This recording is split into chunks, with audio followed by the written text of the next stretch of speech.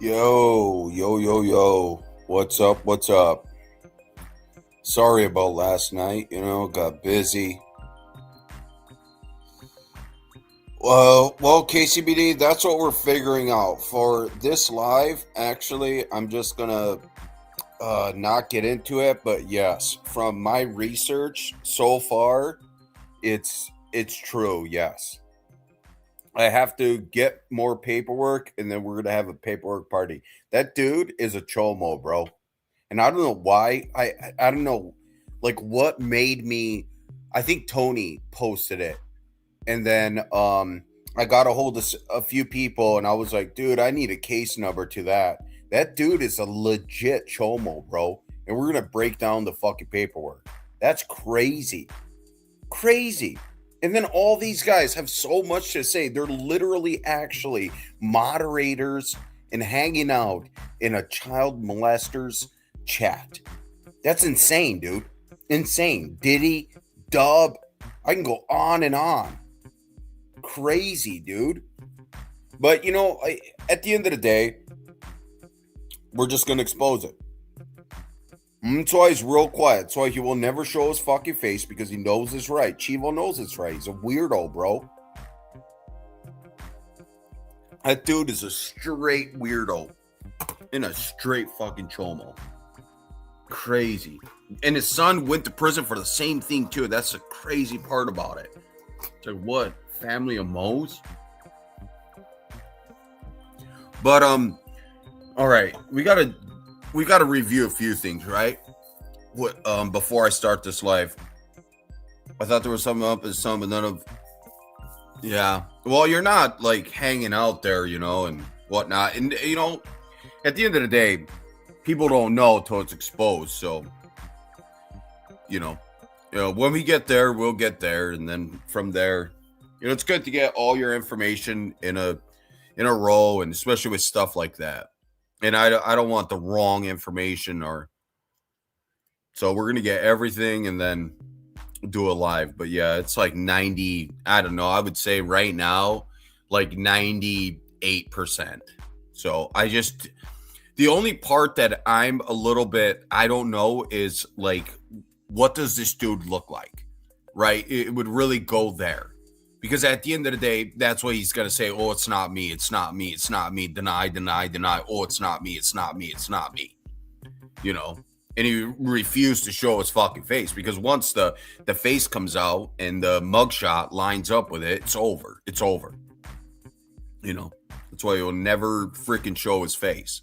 And I just need to find a stream where he's actually done that. Then everything will get concluded.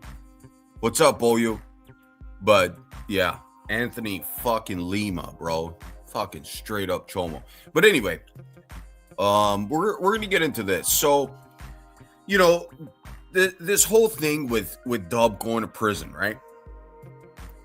Came up again with Flames bringing it up and whatnot. And Dub keeps saying, right? That he was paroled in 2017, right? We've heard this numerous times. Am I coming in clear or no? Let me double check real quick.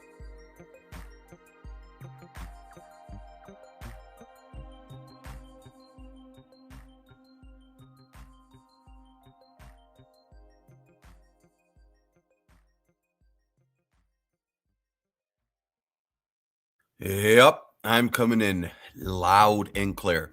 Okay, so I thought his face was out there. I'm guessing MSC, but there are pictures of some guy with a gray beard. I know, KCBDC. That's the part that I'm trying to figure out. That's what I thought too. But then it's always face. We don't know, right? Like anybody could, you know what I mean? But like I guarantee you, there is a stream out there where the guys actually showed his face, and once I find that, it's done. It's over. And, it's not like it's over. The guy's going to still stream, but, people go in there. They're hanging out with a child molester. So, nobody can stop that. But at the end of the day, it's freaking weird. It's weird.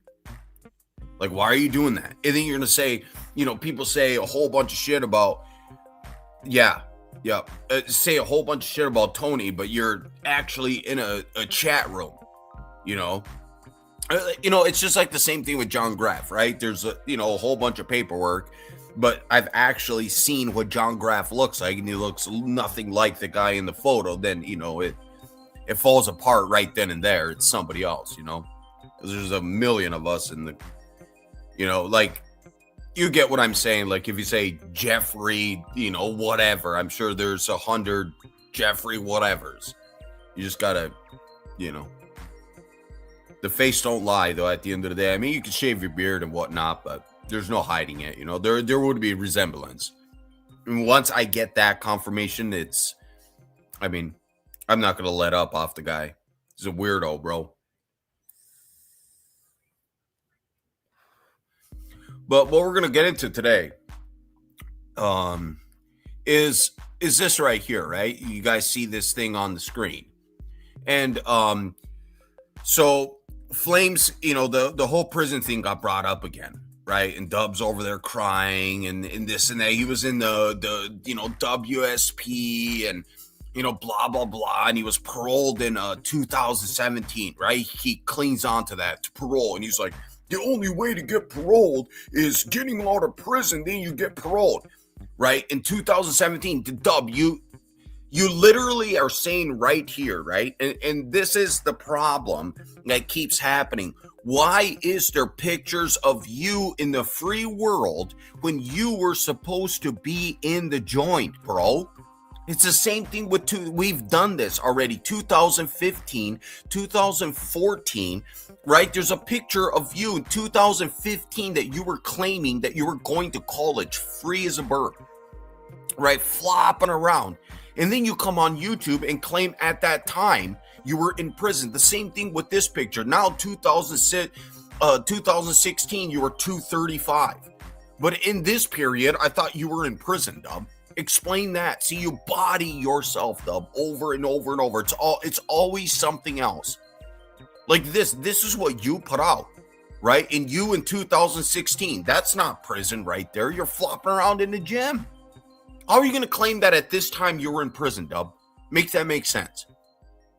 And now he's going to come up with another excuse. It's always moving the goalposts. It's always a different excuse, right? The other day he was screaming, look at this picture right here. It says 2017, I was paroled. In 2017, I was paroled. In 2017, I was paroled. Until then, I was in prison. Until then, I was in prison. And why the fuck why is this picture? And you're saying yourself that this was 2016.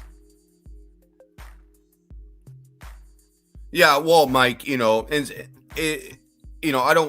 that's wordplay, right? Either you're in prison or you're not. Like that's it. Like there's, I get what you're saying, but like you're not gonna be like, oh yeah, well, it was a work release. Now it's gonna change. You know what I mean? That's what he does. Like the guy acts like he was behind, he was in the joint, right? Like freaking in prison, but he wasn't. He wasn't. Look at even right here. He's not. You're flopping around in some type of work release program. Then you're in that fucking program. That is not fucking prison. I don't care what you say. That is not fucking prison. And right here, he bodies himself. 2016. I thought you were in the joint at this time, Dub. I thought you were in the joint. Right? And then he's going to make a whole bunch of excuses for this. Yeah, Mike. If you're in a work release program, that's fine. You're in a work release program, but don't, the guy goes around and acts like he's doing freaking hard time. Walking the main line, this and that and the third. Like, no, he wasn't. He did everything in his power to avoid freaking prison. At the end of the day, dude, it's $100 forgery. That's what he was, claiming that he got sent up the road for, right? And we can find the paperwork. So like nobody's doing hard time behind $100 fucking forgery, bro.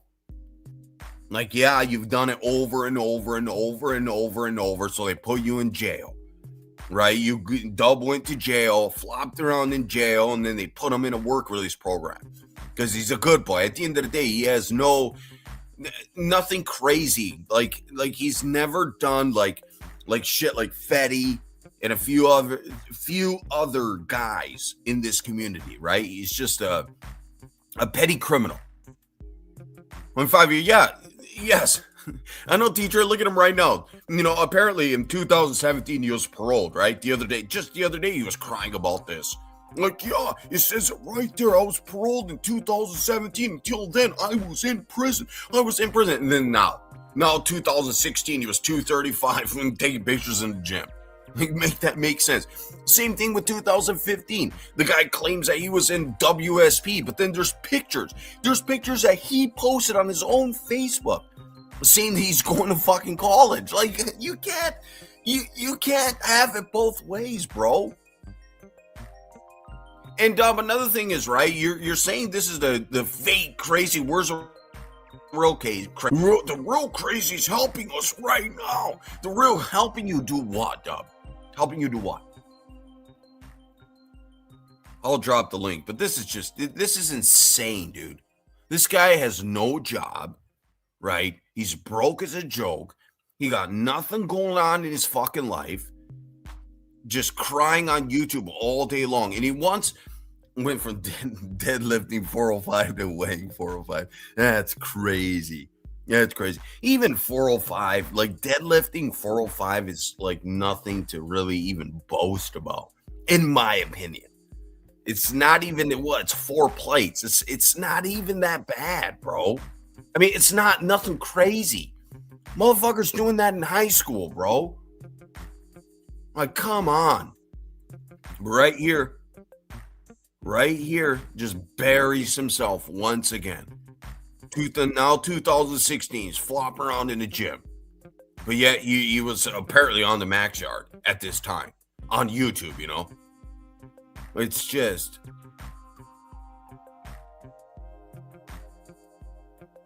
And we're gonna review something else here for people working out.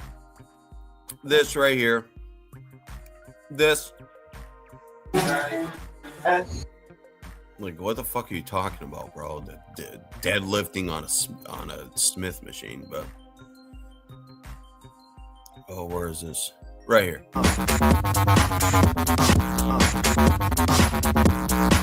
Look at the form here, bro. Look how the back is rounded. This dude has horrible form. This is why he has problems with his fucking back. This is why. And dude, something else is goofy about this, because we all know, right? Olympic bar, that's 45 pounds. So you would have 4 plates on each side. This is not 405, bro. You have a whole bunch of bumper plates on there. And we all know how the Olympic weights work. Like, they don't weigh the same, bro. Like, dude, this is definitely not 405 because if it was 405, you would have 8 plates on each side. You have way more than that. So how the fuck is it 405? You're using bumper plates, bro. Like, I guarantee you that probably weighs maybe 300 pounds, if that. Probably like 250. And that's what a lot of guys do, even online. They use these Olympic weights, when it's instead of pounds, you use what was the other one? Kilograms, and then it looks like a lot, but it's actually not. Only homosexuals deadlift on a Smith. Yeah, how the fuck are you gonna deadlift on a Smith? Why are you even bringing that up? That's weird. Nobody fucking does that. Like, maybe people use the Smith machine to do rack pulls, right? That would make sense. But, like, why the fuck would you deadlift on a Smith machine? That makes no sense. Nobody's doing that. You would just use free weights. Like, it's crazy.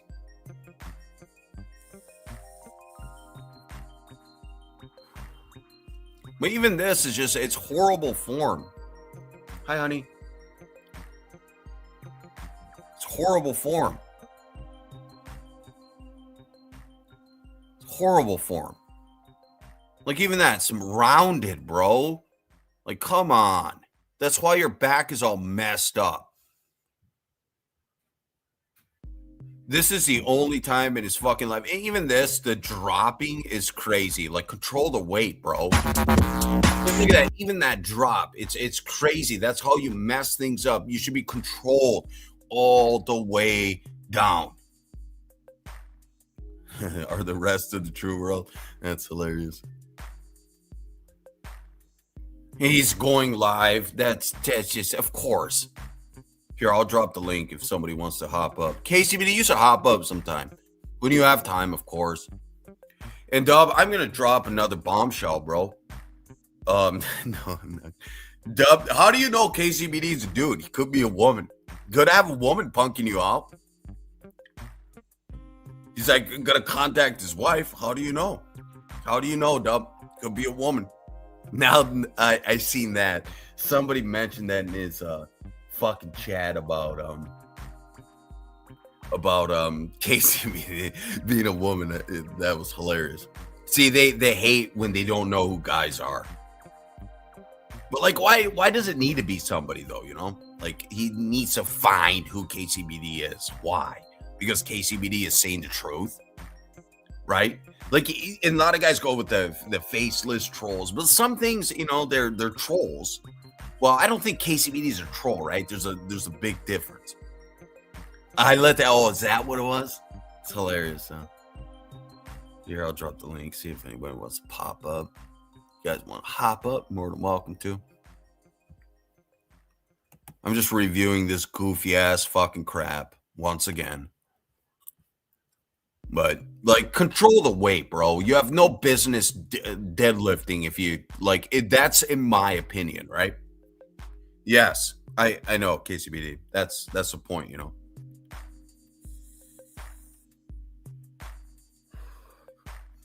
Did you see Flamers destroy that podcast yesterday? No, I didn't. I wasn't even on YouTube yesterday. Well, of course I was on, but like last night, no. I had stuff with the family, so no. But even this. See, Dub, when you go live, explain this. Huh? So why? Explain this, Dub. Right here. Right here, Dub. Oh, how the fuck are you claiming to be in WSP? Huh, Dub? When you're pro in 2017, this word's out of your own mouth. I was on the mag chart 14, 15, 16. And then he's like, I never said that. I claimed that I was in college. Like, dude, you body yourself left and right here, bro. Yeah, live. Look at this fucking guy. You force my hand every time.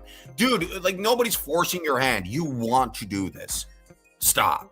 And your ISSA dude, this is $100 freaking thing, bro. It's $100 freaking certificate. It means nothing.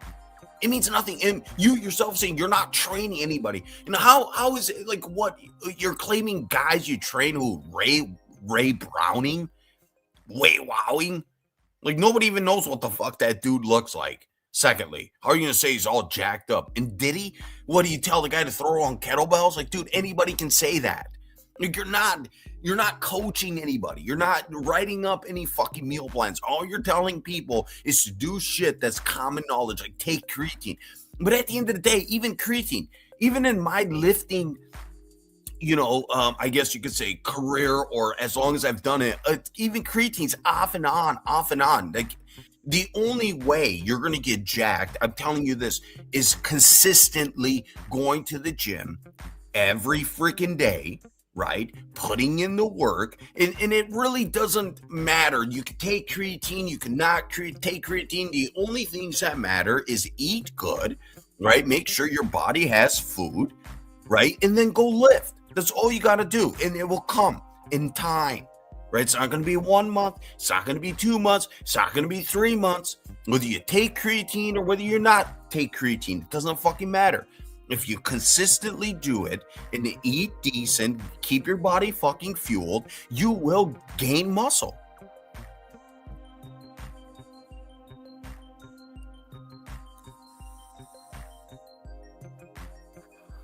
Exactly. It's like we all know this from working out, and it doesn't matter. This and that and the third, and everybody tries to do that. Even when I started my lifting career, it's do this or eat that, and yeah, sleep. Good one, T-Train. It's basic, like T-Train says, get your sleep, keep your body fucking fueled, drink your water, and you're gonna be good. And then consistency. Go to the gym every freaking, I don't know, some people go every day, 3 times a day, 4 times, 3 times a day, 3 times a week, 4 times a week, whatever you decide, just keep on that schedule. You will see gains. You will. It will come with it. You just got to take the time. A lot of people quit like Dub because you just don't see the results. Even with Dub, it's just a short period of time because he hates looking at himself in the mirror because he's a fat fuck, right? And the problem is you do that to yourself. But if you go enough, it's like a guy like Dub who let himself go, right? It's going to take a lot longer than somebody who didn't let themselves go. Like with Dub, probably it'll take him a good 2 years. But like if he consistently does it for 2 years, not off and on, he will lose that weight. It comes with it. It's proven. So many people have done it, right? Yes, he wants instant gratification. It's none of this creatine, this and that. And I mean, creatine might help at the end of the day, but it's nothing crazy, bro. You're not gonna, blow up. He acts like creatine's like the nectar of God or something. Like you take creatine and you're all jacked up tomorrow. Not how it works. We're gonna watch this live. We're gonna body his ass. We are. It's gonna be live in 1 minute, fucking crying, and we're gonna listen to it. Dub. We're gonna record it. Stony Tony's gonna review it fucking Monday. And Dub, you're in a Chomo's chat right here. This fucking guy. Fucking Chomo right here. Here, Mr. Chomo. Crying. Like I said. Fucking Chivo, bro. You're a fucking mole, bro. And I'm gonna expose you. Huh, Chivo? Even though Chivo's boring. But, well, he's a Chomo, so of course he's fucking boring. We're gonna get in. Damn, we got a lot to do this today. Look how mad this rapist, rat child predator convicted woman beater is. I spit some knowledge. You didn't spit no knowledge, bro. What knowledge have you spit? It's like what? You say the same thing that 100 other people have said. That's not spitting knowledge, right? Copying David Goggins is not knowledge, bro. Copying David Goggins, whatever Jocko said or David Goggins says, is all you do is you listen to it and then you repeat it, acting like you're doing something, bro. Like, come up with your own shit. Like that's look at all these motivational videos that you find. It's all the same people repeating what people have said 100 different fucking times, and they're acting like they're doing something. See, the problem is we all know that knowledge. It's just if you have the discipline or not. That's all it comes down to. We all know you have to get up in the morning and go to fucking work. We all know it. You don't need to fucking say it. What separates people is the people that have the discipline to do it and the people that don't have the discipline to do it. It's that simple. It really is. And once you realize that, it's not complicated. It boils down to discipline. It's all boils down to. It's that simple. Is you going to do it or you're going to talk about it? Yes, I'm very careful on that, Jay Millens. I know that's why I'm taking well, see, he posted his actual paperwork. See, I'm glad you brought that up, right? Because I found where he dropped his own paperwork. But the problem is the paperwork he dropped, right? If you look up the charge, is a guy who got convicted to go to prison for murder. How the fuck is he out? And it's a completely different fucking name. See, that's where I found that too, because I've been doing some fucking digging. And he lied on that. Whoever he posted claiming it was his, it's false. See, that's where like a lot of things lead up to. It's very fucking strange. Like, why is a guy dropping fake paperwork? Because you're actually able to look up the charge, right? Like the docket, the case number, and it's a guy who got convicted of murder in like 2000. I think it was like, that was like 2018 or something like that. There ain't no way he's out. And it says right on the paperwork that the guy's in prison. He's still in prison. How the fuck is Chivo going live? Claiming that that's the same fucking guy. That's wild. That's wild. And that's what is another thing that makes me worried. Like, why are you doing that, right? See, what he does, and that's just another tactic of, oh, I posted it. You know, and hoping to God people don't do the deep diving. Why is YouTube smoking? It shouldn't be, dude, because you're a mod. So everything you say should come up.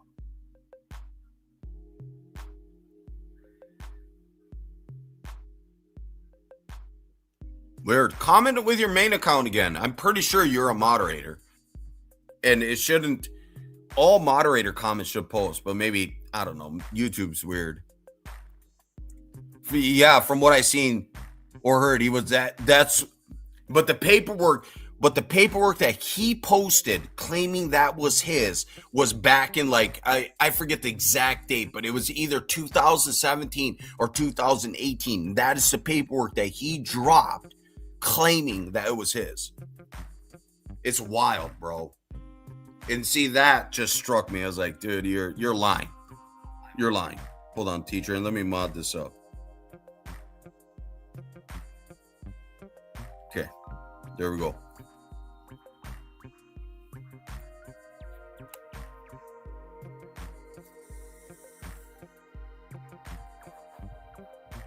Killer of lies, huh? Here we go, boys. Gonna do something like it's like these dudes think it's a one-up type of thing, blah blah blah. It's not, dude. Like you guys literally getting fucking tattoos older in an older fucking age of life, dude, than I was. See, so and you're changing shit, right? Like, what do you mean getting tattoos? See, the difference is you're claiming you're getting gang tattoos, bro. Unholy one, these goofy tattoos. Getting tattoos is not the problem. That's what you are going to make it into, right? You always gotta flip the script and blah blah blah and do this and that and the third. It's different, bro. You can get your tattoos in fucking 60 or 65 or 70 or 80. That's not a big deal, bro. What you're trying to do is get all these gang tattoos, right? When you're not in fucking prison, right? Like the and this is words that you claim, Dub. These are words that you claim. Oh, the Aryan Brotherhood put it on me because I earned that shit. Earned what? Jesus Christ? So it's weird how... Like, how did you earn that? Like, what what signals the whole Jesus crying? What is that? What gang tattoo is that? Jesus crying? because your tattoo is shitty of the Jesus tattoo. It's like fucking embarrassing if you ask me. Like, if you're going to get a Jesus tattoo, at least try to make it look nice. Like, even Jesus is embarrassed of that, straight up. It's weird. It looks like the guy is high as a kite and crying all at the same time. You just think all his ink is from the AB that he earned. There we go. Thanks, T-Train. How you guys are like still making yourself look bad. How? These are facts. How? Straight facts. How? Straight up facts. Oh. Like it's Straight like what like it's so weird, huh? So weird. It's so weird how I had the whole unholy one on my body before I fucking went back to God. So you have a problem with that, Jerry? No. When I went back to God, see, here we go again. God would say different, James. God would say different, James. God would say different, right? The guy that you believe in will say completely different, bro. Like, how are you gonna lie to God, bro?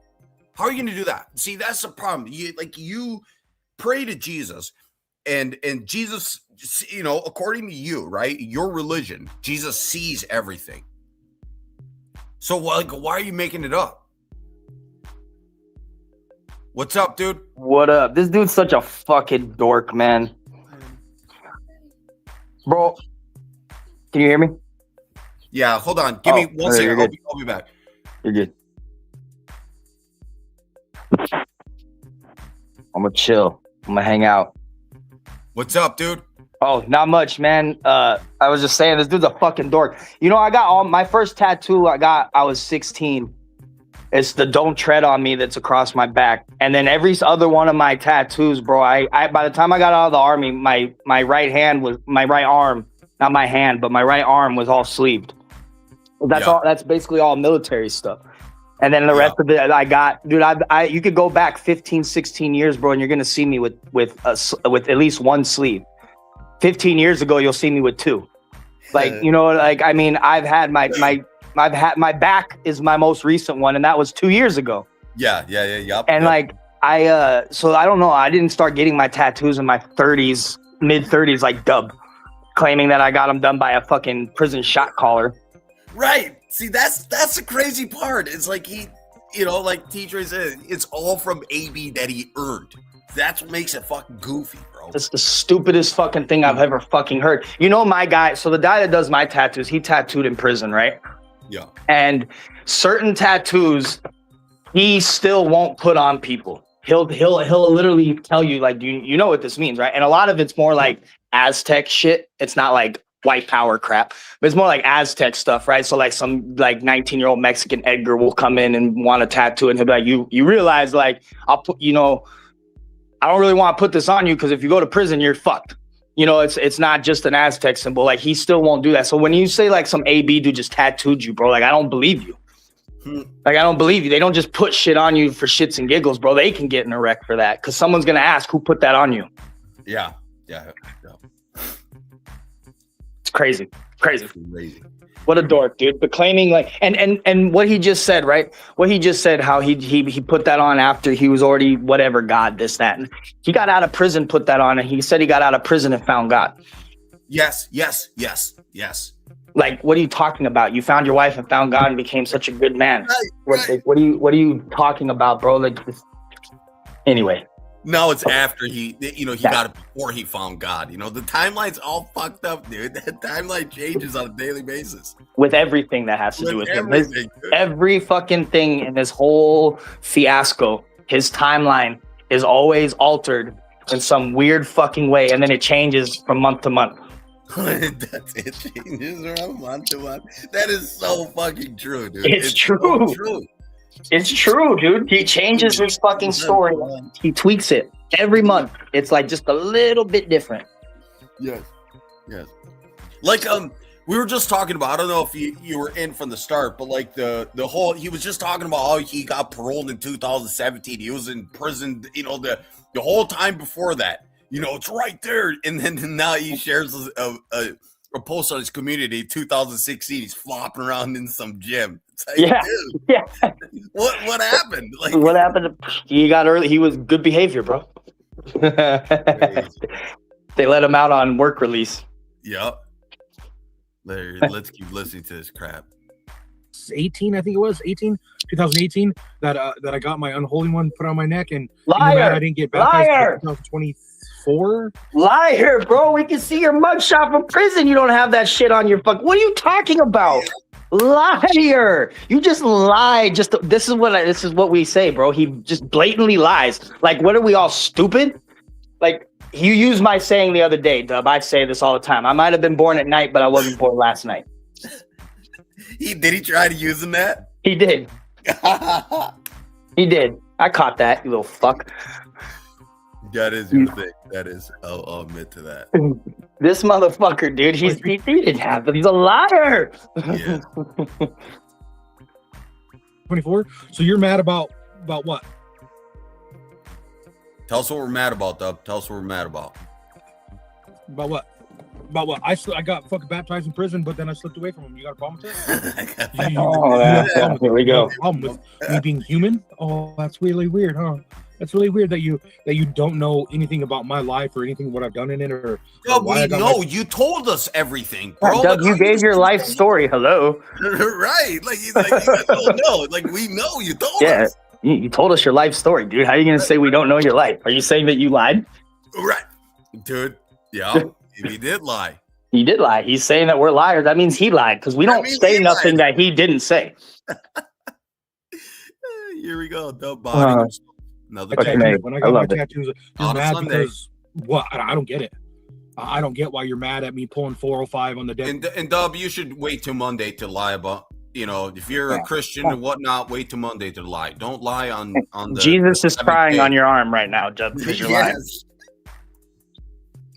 Dude, that's such a shitty Jesus tattoo. Jesus is embarrassing. I just don't understand a Seventh-day Adventist getting Catholic tattoos, but hey, what do I fucking know? Dude, that's a good point, isn't it? I'm just saying, man, this man's not a Catholic. This man's like getting fucking Catholic, like religious tattoos, and he's a Seventh-day Adventist. Which, whatever, I don't give a fuck what religion you are. It's just weird. Yeah. Lift. I mean, you could legitimately hear the fucking weights playing. So I'm still waiting for this. I'm still waiting for this. Like here, you can legitimately hear the weights.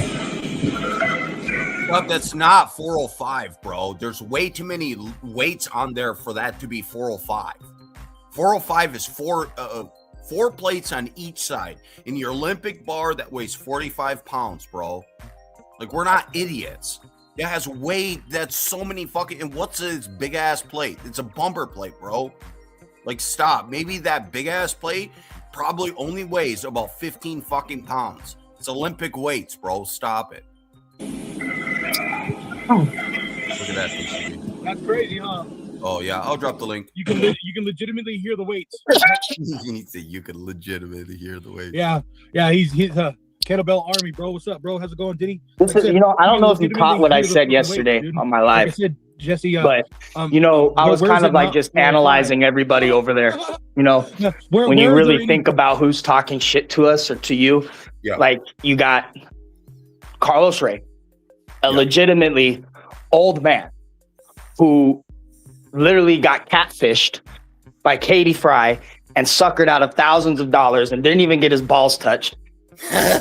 Fucking, you have Katie Fry, who literally is an adult woman child who needs another mentally sound adult to make decisions for her. You've all heard her talk.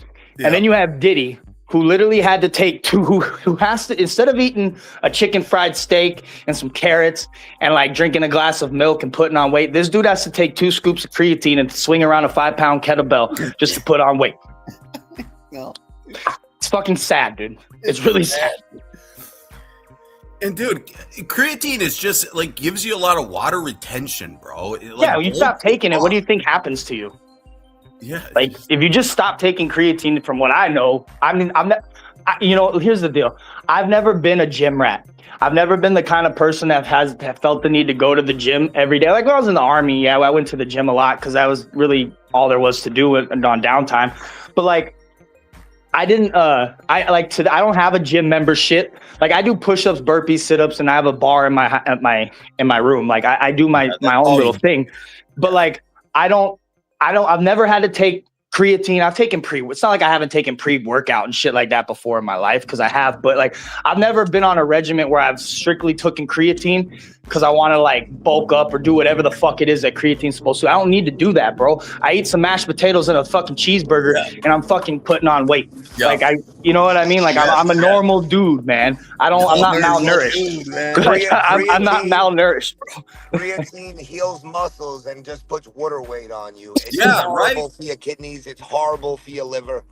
It's That's what I thought, New York. really, and it really doesn't bad do for anything you. crazy, right? Like, Well, it's, bro, No. As far as the gym, you barely see it. It's yeah, that's what I if thought. you're really dehydrated or something, but it's horrible for your kidneys. I mean, like people have kidney failure because of it. Really? It's well, horrible. supplements. If you get the food at home, you don't need supplements. Well, Supplements that's for what it is. All right, creatine is a major chemical in your body. So people hear it, oh, it heals muscles. Yeah, but most of us have enough of it in us already that all you're doing is adding more than you need. yeah. Bro, I'm almost 3 weeks, no alcohol. I'm down like fucking 25 pounds. Fuck yeah. Dude, this guy. Hell yeah, dude. That's how it goes, bro. I I'm dropped doing my hella weight. push-ups. Hey, I got my push-ups every night. I'm gonna get my gym membership back. I'm gonna watch, dude. The next time I do a live, I'm not going live until I'm absolutely just fucking yoked again. You start that's how like you lose all that sugar, bro, from Yeah, your When you glycose totally gets restored because all that fucking dude, and that's like why I post my meals at night when I'm eating. Like, so my doctor told me, she's like, because you quit alcohol, she's like, you're gonna start losing a lot of weight. She's like, you got mass bone density, so you need to be eating like almost Yeah. 100 grams of protein. well, dude, Midwest, I put on that rehab weight at first, right? Like I worked out at the VA and stuff like that, but like I put on rehab weight. I don't know if that's just a thing, I guess. But then I dropped a lot of weight. When I left the VA, I was 220. I left within the next 4 or 5 months, bro, I was down to 180, bro. I was just dropping weight like fast, but I was swimming a lot too. I swam. I would go hit the pool and tread water and fucking swim a lot. So I dropped a lot of fucking weight and now I'm back at 195, which is cool. Like I'm like a healthy 195. You know what I mean? Yeah. Look at the chart of what happens to your body when you quit alcohol. It says like 48 hours, 2 weeks. Alcohol kills your body more than I think any drug there is. The stuff that reverses when you stop is amazing. Rehab weight is a real thing, by the way. It's your body looking for nutrients it hasn't had in a long time. Yeah. Well, and I was getting good sleep. I was like, I had a lot of things that were changing in my life, like a lot. Well, with the alcohol, when you stop the alcohol, your glycose fucking levels get back. And what that is like for me, dude, I'm 34. Like I'm literally in my prime. So I was telling my wife, like, I could feel my body just burning fat by doing nothing. And then also, like out here, it's really cold. Your body burns more fat when it shivers versus when it sweats. Correct. So like, if you really want to go for if you really want to fucking like do something good before a workout, if it's real cold outside, go for a walk and just try to stay warm and then go lift. It just sheds fucking, it builds muscle and just sheds fat. But You know what's the best thing for the gym? Go ahead, Facts. Go ahead. No, you go ahead. As it get high as a kite, smoke some good old, get a doobie, and there you go. You're locked in, bro. Hell yeah, bro. See, I'm different, bro. I smoke a doobie and I'll sit down at the weight bench, forget why I'm there, and go live. Oh, on YouTube. really? Yeah, I couldn't smoke weed and go work out, bro. I gotta fucking be completely sound mind and then get stoned Really? afterwards, bro. Yeah. What helps me in the gym is lots of anger. I have lots of anger, so I go every day and I just get rid of the anger. Hey, What BCV, when you helps stop take you drinking, off isn't it funny? You're like, huh? all right, I'm just gonna do a few. So like last night, I told my wife, because she was cooking, she kept coming in the room, like she heard like me, like my big ass like moving and shit, and she came in and like she's like, what are you doing? I was like, she came in like 3 different times. I was like, oh, I'm just doing a few push-ups. Then she came in, I was like, oh, I'm just stretching. And then she came in, I was like, oh, I'm just doing ab workouts. And then you realize you're like, dude, I'm doing a full-blown workout. Yeah. Yeah. Well, and like what Dub doesn't get, bro, like all that fat, it's all estrogen. You have estrogen just raging through your body. That's why you care about what every. Well, when you got the mommy milkers that It's dude has, you estrogen definitely have conversion, fucking Midwest. estrogen. But you're almost That dude's correct. got What mommy it is, milkers. it's when you're that fat, instead of converting to muscle, it converts the testosterone to estrogen, and that's exactly what's going on with him. He's trying to work out fat. He's not trying to lose weight. He's trying to work out fat. And all it's going to do, everything he does is going to convert to estrogen. Yeah. Me It's too, sad. Trav. Me too. I'm high. And that's He what needs to get it's like, dude. He needs in to ISA lose about 80 pounds and then start working out. That's the only way it's ever going to work for him. He needs to lose the weight, then work out. Exactly. Well, and that's what the ISSA certificates, they don't tell you about that shit. They don't teach you about the biology and the chemistry of your fucking body. You know what's He's a funny is, personal and this is. trainer. Sorry. Oh no, you're good. Go ahead. I just want to say the personal trainer thing he took.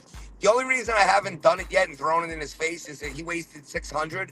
But bro, it's one of those tests that if you get the question wrong, you get to answer it again. You keep answering it till you get it right. It's impossible to fail. Yeah, it's a 0% fail rate. YouTube did a sale on those. YouTube did a sale on that test. It's $49.99. You know what's funny, Is it dude? Is I really? could probably get Yes. dubbed. $49.99. No Yes, shit. look it up. I could probably. You know what's sad, dude? Is I could probably get dubbed to lose weight in a month by smoking the piss out of him like they would do us in the military, and that involves nothing but weight. That doesn't involve weights.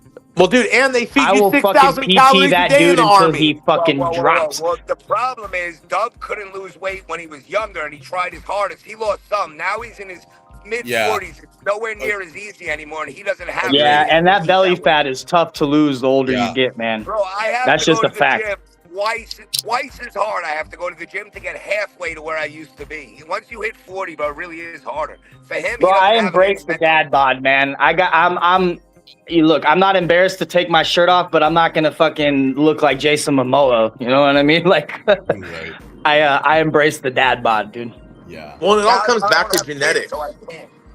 That's It true, comes to Midwest. It really does. Yeah, and Dub has the worst. That's You know, like the other day, he's talking about his sperm donor. Yeah, that may be your sperm donor, but you're gonna look like him and your mom, and both don't like. Yeah.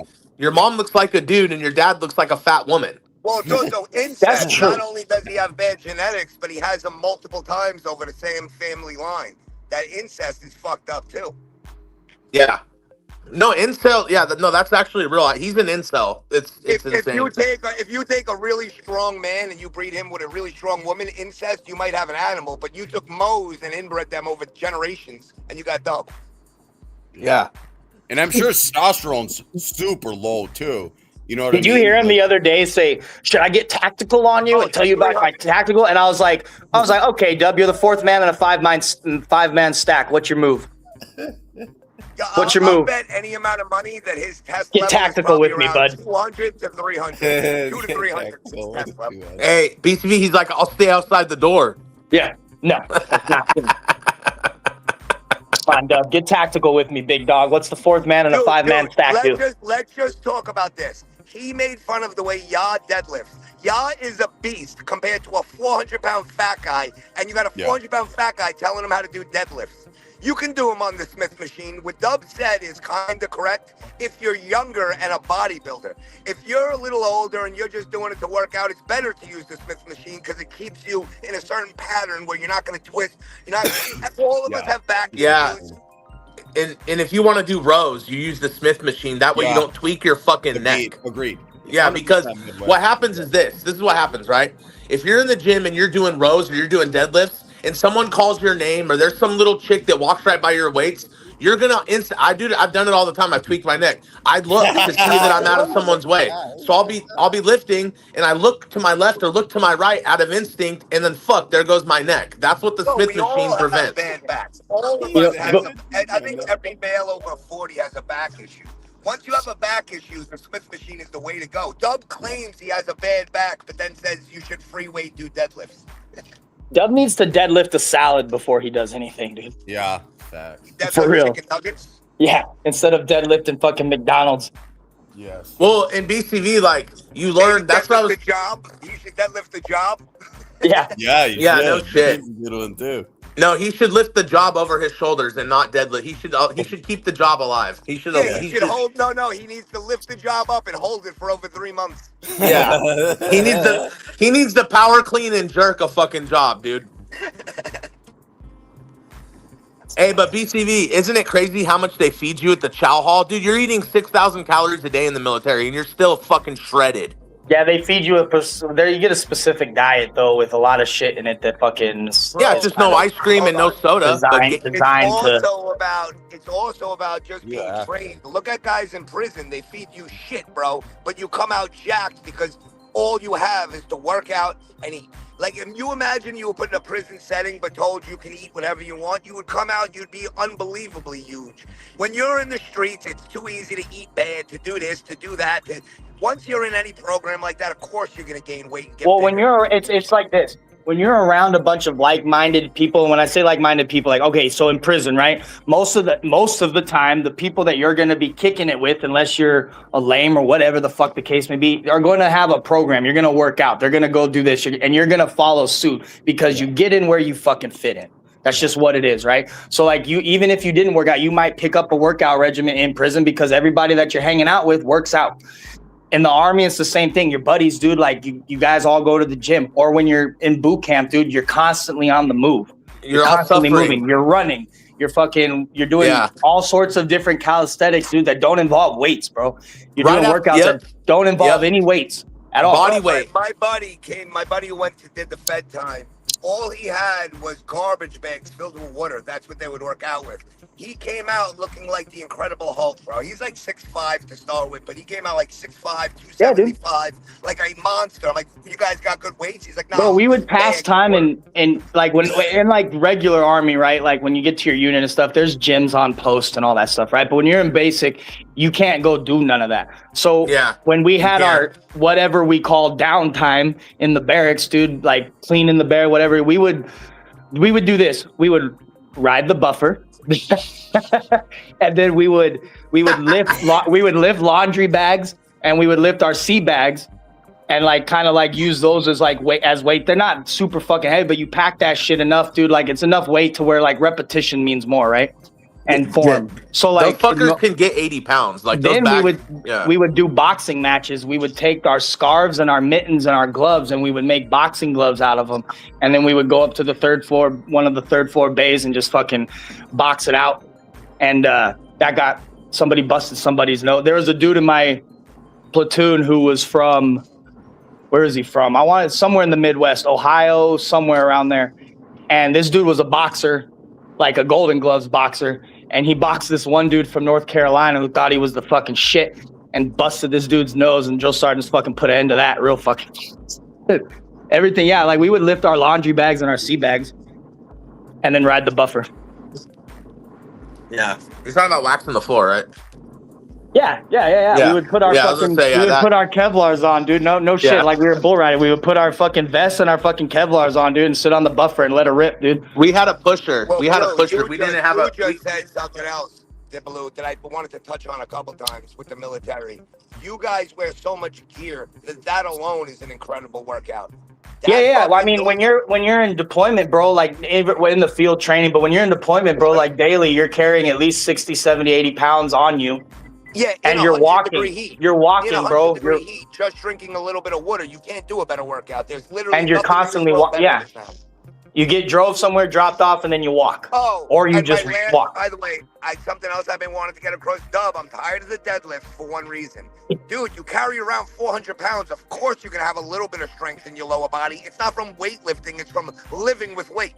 You're 400 pounds, bro. If I carried around a 400-pound backpack, you know what my calves would look like? No shit.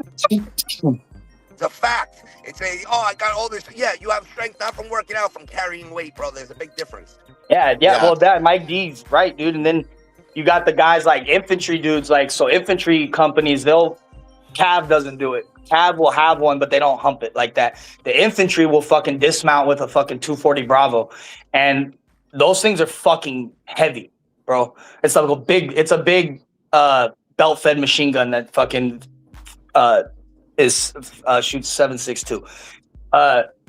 The saw is like the saw is the smaller version. Cav mostly carries around the saw. Like I was a saw gunner my first deployment. That shit gets heavy, but the saw gets heavy. Yeah, dude. It's like over 50 pounds. But like the infantry guys, like the actual like 11 Bravos, like they dismount with a 240. Yeah. 240 is bigger than a saw. Heavy, bro. Yeah. No, And the 240 You're can doing get like that 70 every pounds. day, bro. So you're still lighter than Dub, but it's not body weight. You're carrying it, but there's nothing literally better for you. I don't think there's anything better than carrying that type of weight from morning to night. That's not your own body weight. When you take that off, you probably feel like you weigh nothing, bro. You probably run miles without that gear on. Feel light as a feather. Would you take off after a mission, right? You take off your IBA, your vest. It's like the equivalent to a woman taking off her bra at the end of the day. Yeah, bro. It's Like you're just I like, feel like you're floating. You're just like, oh, I remember yes. in high school, I would carry a backpack filled with 40s usually. But even at the end of the day, you take that backpack off, you feel lighter. Never mind 150 fucking pounds. Yeah, You're dude. human.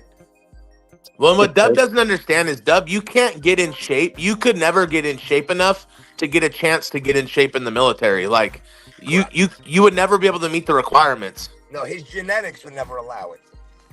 Yeah, and that's why you're not a football star. Look at any football star that claims what you did. Like, look at Pat Tillman. Like, he was in the NFL, then he joined the military. The only jersey I'll wear is Pat Tillman, bro. I've said that many times on YouTube. I don't wear other men's name on my back, but a guy who left the NFL to go help the country, I'll wear that fucking jersey. Yeah, I'm pretty sure he was from Arizona, right? Too. I think he was Arizona, yeah. Yeah, he played for the Arizona Cardinals, and then he went and fucking they have the Pat Tillman football card, the Pat Tillman He Award. went to ASU. Yeah, he went to ASU, and then he went Love that to the dude, Cardinals. bro. Love that dude. There's no more definition of a man than a guy who's about to make millions, and it's like, nope. Well, you know, his brother was a Ranger too. Yeah, his brother. He comes from a whole family of fucking dude. Those guys were fucking rock climbers, mountain They grew up in I forget where it was. I think it might have been like the Appalachian Mountains. I think like those dudes grew up like in the Midwest Appalachian Mountains, and all they did was hike, swim, fucking cliff jump. Like all that whole family's athletic as fuck. Speaking of which, I'm gonna go hit the gym, everybody. Peace. I'll talk to you later, Blue. Later, buddy. See you later, Fax. What's Dub's fat ass saying? I wonder what the weather is in New York. I heard it was windy and cold. Yeah, that's Let's fucking see what cool. he's saying. Let me play it. Oh, is he live? Things like that. You can hear the fucking weights clanging. Yeah, you he's see the live. weights clanging. Fine. It's so weird, huh? It's so weird how Jesse's so upset. Listen, what? Like, it's so weird, huh? So weird. It's so weird how I had the unholy one on my body before I fucking went back to God. So you have a problem with that, Jared? No. Oh yeah. Yeah. You can't tell me when I got my fucking tattoos, you fucking child molesting fucking pedophile. Yeah, that's why you got all your tattoos. You You're can't tell me fucking when I got my 35, tattoos. Dub. You're so mad. You're a so poser, mad. Dub. Tell me about my life some more, you fucking pedophile. You told us motherfucker. about your life, Come bro. on, boy. You Come told on, us boy. about your life, you fat loser. Like you Come on, prayed to boy. Jesus, and Jesus, you know, according to you, right? Your religion, Jesus sees everything. And So, like, why are you making it up? what am I making up? He's listening. What up? This dude's such a fucking dork, man. Listen to him. He's so mad. Look at the sex Can you hear me? offenders. The rapists Yeah, and child hold on. molesters. I'll be back. You're good. They're so mad. Look at the rapists and child molesters. Look how fully erect he just got hearing my voice. I know. Yeah. Dub, That why dude did just- you... Let me say something. Hold on, let me say something and watch this. Hey, if I'm such a retard, why do you guys fucking stalk me all the time, huh? Nobody Why do you guys bro. stalk my family? Why do you stalk my fucking business? Why are you fucking stalking racist our pieces of fucking shit. lives? How come I'm farther in life than you fucking You're idiots? not. You All don't even together have a I'm job, farther in bro. life than you guys. You don't have a job. You're in a 98 Then you guys Explorer. fucking then you guys have fucking your kids at home. None of you guys fucking have kids that are You fucking don't? doing better than you guys. Like none of you guys have fucking a business. We saved the None of you guys children. have fucking wife. None of you guys have kids. Like that. Like what's up, dude? What do you can do about it? Hey, at least I'm not. My a wife's stolen right dollar here fucking, making me breakfast. a rapist fucking dude who's fucking running from fucking stalking charges like Blue Collar Vet. Nobody's. That's You not guys- happening. Nobody run it. You have a dude who lied about being in the Marine Corps. Oh, Look at here this we guy. go. Here we go. Alvin, you fucking lied about being in the Marines. I fucking hate you. Nigger, What are you gonna do, Dub? Fucking Fuck, one of he's these Dub's such a fucking loser, man dude. Hold on, dude. fucking He's trying to raging. fucking He's calling tell us me the about N-word. life and shit, dude. You know nothing about AB, about being a fucking Mexican or being white. You know nothing about What? anything about What the Wait, hold on. What? Did he just say I know You are nothing about the a fucking AB? You're Yeah. right. I don't, dude. I have Yeah. nothing to do with that. I don't know anything about that except what I fucking except what you know, Dub, and that's from National Geographic. You've never claimed anything about AB ever. Yeah, never once in my life, dude. And Hey, I'm just sorry, like- Dub. I know that my fucking genetics piss you the fuck off. I can't help it. Be mad, dude. Go be mad. Dude, he is big mad. He's a fucking hater, dude. He hates me. Okay, Alvin, this is what's funny, right? So you're a white guy, like a white man who grew up in Asia. So technically you're Asian because you were born over there. You're just a white Asian. But he's mad at me because I'm half Mexican and I grew up around that culture. This man is pissed because he grew up in a bumfuck town full of white trash and has never been around any sort of culture in his life. And whenever he went to like Salt Lake City or Denver and got a very small taste of like a little different culture or something like that, he fucking like when he heard my voice or when he hears your voice, he fucking gets a fucking boner and he fucking thinks that he's weird, dude. He's just he hates people like me and Alvin because we were raised around different cultures. Yes. Yeah. Oh, and then hold on. He already said out of any of us, he thinks that his wife is scared of me the most because his wife thinks that I want to kill his wife to have Dub to myself. You know, is that not one the most thing about that whole you've thing ever is I'll seen? never understand. I've said this so many times. Is I don't understand how somebody can be so afraid, yet knowingly listens to their husband say the things that he says about people's kids, wives, girlfriends, families, and then is going to sit back and be like, I am so terrified and we're this as innocent people. That doesn't make sense to me. If she was so terrified and afraid of everybody and in tears, why the fuck is Dub on here antagonizing everyone and saying the shit that he says? Yeah. Like, exactly. It just doesn't make sense. It does not make sense. It will never make sense to anybody past his, he can cry wolf all he wants, but when it all comes to light, dude, it's just it's not going to make sense to anybody. Like, if you're so deathly afraid of us, why is your husband on the internet saying the things that he says about our children and our families? Like, we're not going to say anything back, but you're allowed to defend yourself, but we're not allowed to defend our families. Yeah. But you don't hear us saying vile, disgusting shit about his kids. I've never said anything remotely about wishing his daughters to be sex trafficked or wishing his daughters to be killed and murdered or calling them names or that was crazy. Like that. I have never done anything like that. Never. He can say whatever the fuck he wants because I believe that he possibly would try to take some sneak pics of the older one because that's all he fucking talks about is weird sex shit. So excuse me for having an opinion based off of the shit that comes out of your mouth. That's not me talking disgusting about your daughter. That's me talking disgusting about you. Yeah, and there's a reason why you can't be around your kids unless it's supervised. We save the children, and you're mad about that. Loser, bro. He's a fucking loser. Period. He's point mad. blank. He's mad because we saved the children. He is mad about that. That is true. You motherfucker. Holy fuck. How manic he is, dude. The biggest fucking loser I've ever seen in my fucking life, dude. Listen to this fucking fag. Dude, they don't just put shit on you for shits and giggles, bro. They can get in a wreck for that. But how do you know they put shit on me? You said it, you dumb fuck. Why? How do you know that stuff? Oh my god. Jesus. Dude. This dude's schizophrenic, man. It's crazy. He's schizophrenic.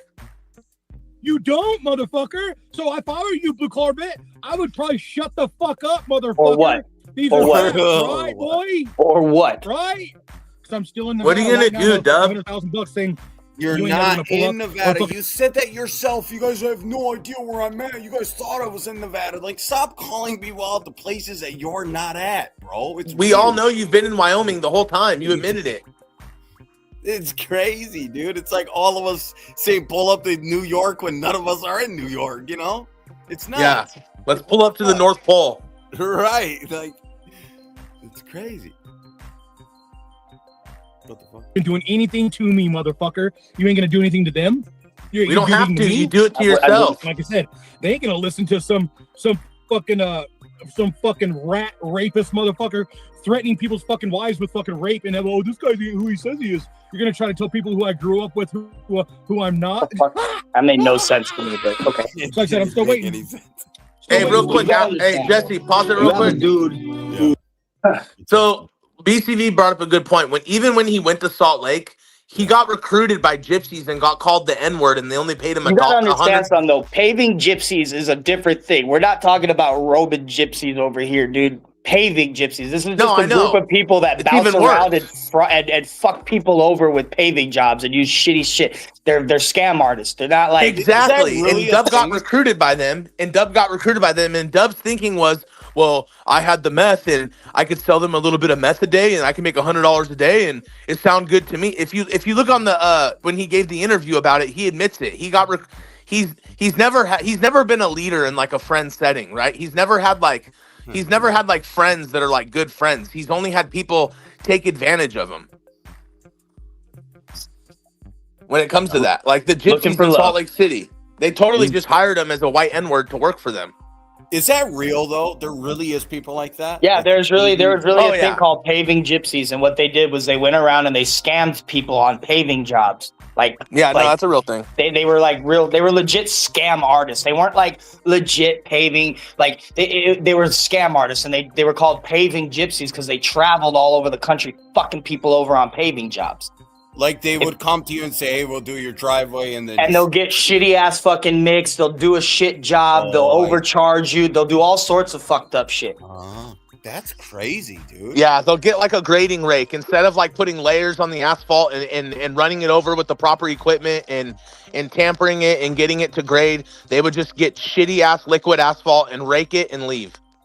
So, okay, let me ask something else. So, like there's in America, right? There's like the Amish community and whatnot. So gypsies are something like that? They're like, no, the Amish are way more. This isn't like the gypsies you're thinking of. Yeah. The Amish are way more honorable. The Amish are fucking actually, like, most of those dudes are hardworking as fuck. So my last welding job at Bountifold Steel, it was an Amish and polygamous community. And they got away with, they did the gnarliest shit out there, and they got away with all these safety violations because it was on private property. OSHA couldn't come out there. So, but no, those dudes are hardworking as a motherfucker. Yeah, the gypsies, but gypsies are like gypsies are like it's a thing from Europe, man. They're from like Eastern Europe and stuff like that. A lot of them are Jewish, or had it's like a culture, bro. I'm not too like hip with it. I just know a lot of them come from like Eastern Europe. There's a lot of Jewish gypsies. They're like nomads, right? So they travel all over the place doing like odd jobs and shit, and they have a very weird culture, bro. They marry 16-year-old girls. They do weird shit, bro. They're very weird. Oh yeah, they're very weird. Like they're born into it. Yeah, like it's a legit culture. Gypsies are a legit thing, but the paving gypsies is not the gypsies that you'd be that I'm taught like that you're thinking of. It's like just scam artists, and they're called gypsies because they travel all over the place. They're not like an actual cultural group. Paving gypsies is not a cultural group. It's a fucking group of scam artists that are called paving gypsies. Gotcha. Yeah. Interesting.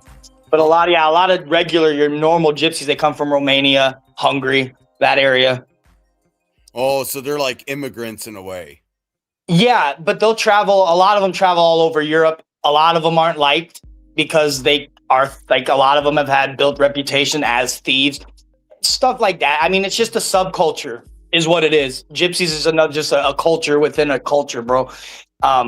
Interesting. That is just, yeah. They're very interesting. It's a very interesting thing to like look up and read about. Yeah. But paving gypsies are different. It's not what you're thinking. It's not that kind of gypsy. I feel stay in your lane, Dub. You'll succeed. Make good choices. Does have like so many different, like the Amish people you see that are still going around in buggies. And like in a country like Japan, you don't really see see Inaka, right? The people from the countryside who are still, but it's not like the Amish. Amish could be, and like I could, like even here, I see sometimes people in a buggy. You know, it's not like they're living way out in the sticks. It's crazy. Yeah. So my sister lives in Bloomberg, Ohio, and they'll have DUI checkpoints like out in the middle of nowhere, and dude, these guys will be asleep in the buggies, and the horses will run right through them. That's insane. That's insane, Yeah. dude. Yeah, she lives out in Ohio next to a Amish and a Mennonite community, and they literally, dude, like they have their own fucking rules, and they call weed, they call like marijuana, they call it green corn. They call it green corn. It's funny, dude. They're like very strict religious people though. Like they're like a lot of them have German. So Amish and shit, a lot of that comes from Germany. A lot of it's like a German answer. Like when you hear Pennsylvania Dutch, like if you speak German, you could probably understand Pennsylvania Dutch. Not all of it, but you can understand quite a bit. And a lot of Amish also speak German. And when they read the Bible and stuff, it's in German. They learn German. So yeah, So like it's a very like religious. I wouldn't call it a cult. It's just a religious community. It's like they're just super orthodox. I don't know if it's Protestant or something, but like they're just very like when they go to church, men sit on one side, women sit on the other. You don't drink. Women don't talk to other men like unless you're married. This, that, and the third. And like they have this thing called Rumspringa, which is where like youth at a certain age they can leave the community and get a taste of the real world. And then either they can, and during that, they're not allowed to have any contact with their family whatsoever. And they can either come back because that life's not for them, or they don't ever come back and they're excommunicated for life. They'll never talk to their parents again. Really? Yeah. Yeah. Well, hey, what about that case though? So like I think it was Ohio. I'm pretty sure it was Ohio. It was like 6 months ago, Ohio or Pennsylvania. That Amish mom, she fucking drowned her kid, like one of her kids, and the older brother ratted her out. It's on body cam if you look it up. And the lady went over there, and the older brother told the cop, he's like, "No, it's part of our religion. She was sacrificing him for our religion." It was in a local fucking like lake or like a big park that had like a big body of water. She went out there on a canoe and just threw her fucking and held her child underwater and killed him because, dude, they're no joke. Like they're super into their fucking faith. Like, and even in the Middle Eastern culture, there's a lot of it happens in America. There's a lot of like, for an example, if a daughter doesn't want to go through with a family marriage, a family arranged marriage, the dad has to sacrifice her in the name of Allah because that's the only way he can regain credibility for his name or shit like that. Like that happened at that bus stop here in Texas. Yeah, that's like Sharia law, right? Where like exactly. It brings dishonor to the family, right? Texas just banned Sharia law, by the way. Texas is the first state to 100% ban Sharia law.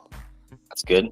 So if you're Muslim in Texas, dude, they were taking over Texas, dude. In Houston, they had a whole half a fucking city built. Oh, well, yeah, there's Houston, yeah, there's a lot of Middle Eastern people, but there's a lot of oil money in Houston. Oh, yeah. A lot of fucking oil money. So there's a lot of Saudis, especially in Houston. At least last time I was in Houston, there was.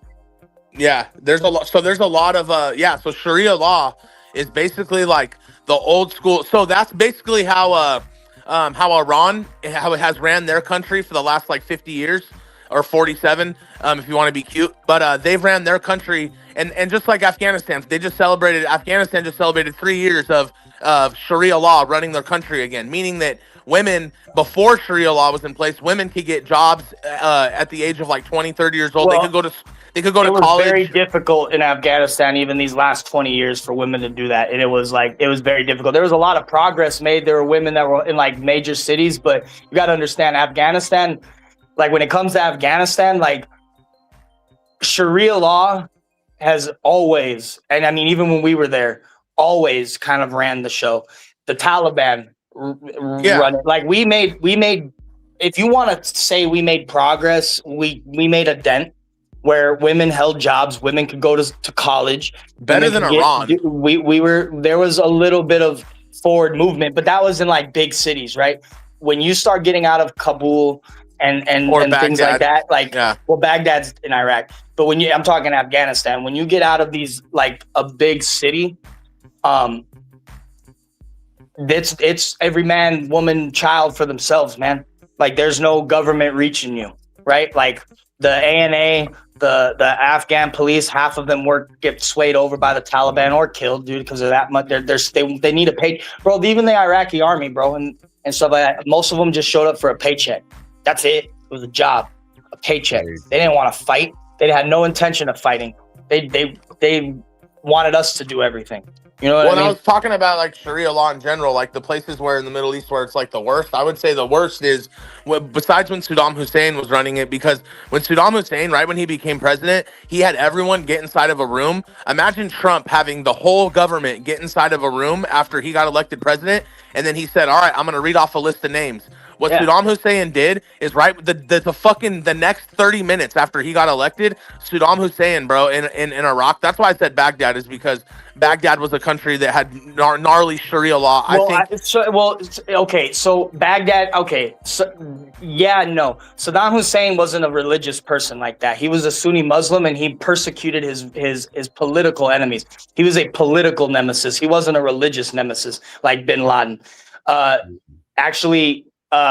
Saddam Hussein killed terrorists, like people like ISIS, people like Bin Laden, Saddam Hussein, Al Qaeda. Saddam hated those motherfuckers. He'd kill you. Yeah, he would kill you. He would execute you if you were a fucking terrorist. Like that's how he was. He wasn't a religious person like that. He read off those names. Those were political enemies. Those were people who he thought he couldn't trust. It had nothing to do with Sharia law. I was just saying that places where Sharia law has been really bad, I would say Iran's number one. At one point in time, it was Iraq, I would say, but Afghanistan's definitely number two. I would say Iran's number one. Dude, Iran just mowed over there's videos on the fucking dark web you can watch, and they're real. They're not AI. Iran, the old president of Iran, Al Khamenei, the guy who just they fucking killed, he had over 130,000 protesters fucking killed with machine guns like 6 months ago, and no one even talks about it. Yeah, well, he had reporters killed.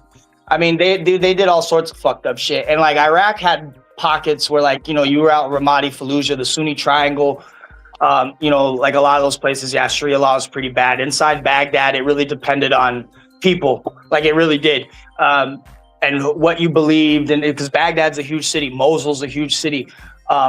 These are more, I wouldn't say westernized, but like you got places like Ramadi and Fallujah, which were in the Sunni Triangle, which are very, there's a lot of, I mean, it was Saddam Hussein couldn't even control Fallujah, to be honest. No, because you got the Sunnis and the Shiites who've been killing themselves for fucking over 100 years.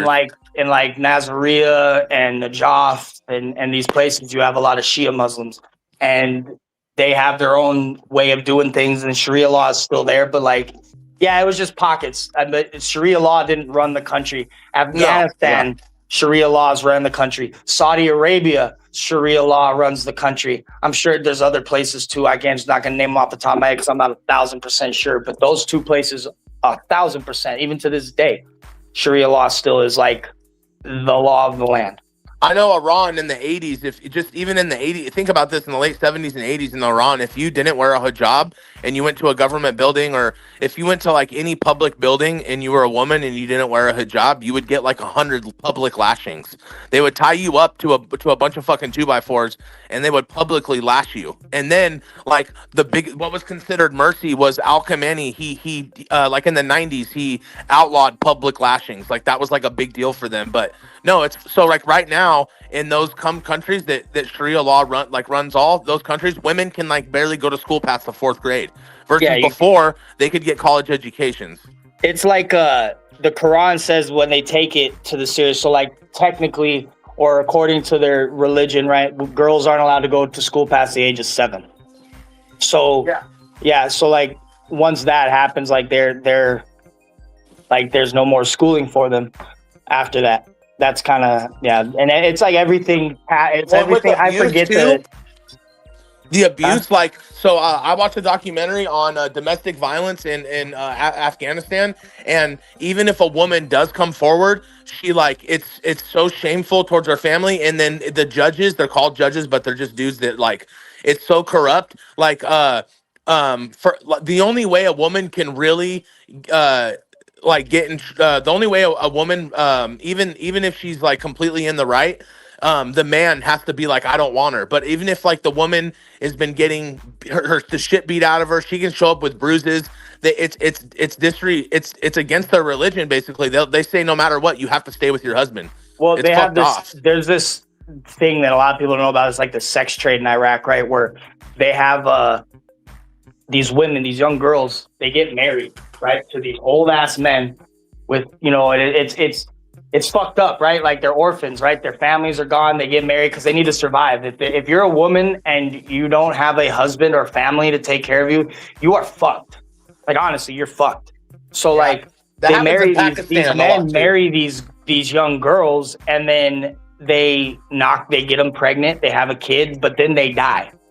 Yeah. And or something happens, and now these women are like forced into kind of like a sex trade, because it's like they go to their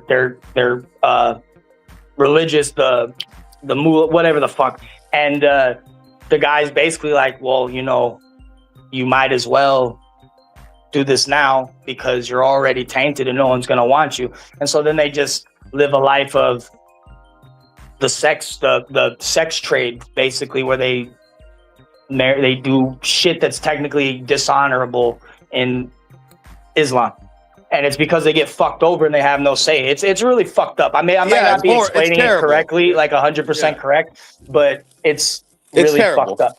Yeah, it's terrible. And yeah, and there's because my wife's family's from Pakistan, so I've always, like, since the last 10 years we've been together, like, I've always been really interested in that culture. So like, I'll look stuff up, and I watched a documentary, and we had to turn it off. We couldn't even watch it. But an American journalist, he went over there, and it's legal. It's illegal to do what I'm about to say, but the brothels are legal. So what they'll do is this American journalist guy sits down with this other Pakistani dude, and this is in Pakistan. And Pakistan to the U.S. is like an ally. It's actually supposed to be like one of the better Middle Eastern countries, but it's still fucked. So what happens is the guy goes over there, and the guy tells the Pakistani dude who runs the brothel, he's like, bro, I want the youngest chick you can find. And the guy goes, oh, no problem. He goes, do you want 12? Do you want 9? Or do you want 14? Like, what are we talking about here? In a matter of minutes, bro, the guy will have like a 9-year-old, a 12-year-old, or a 14-year-old. It's fucking, it's terrible.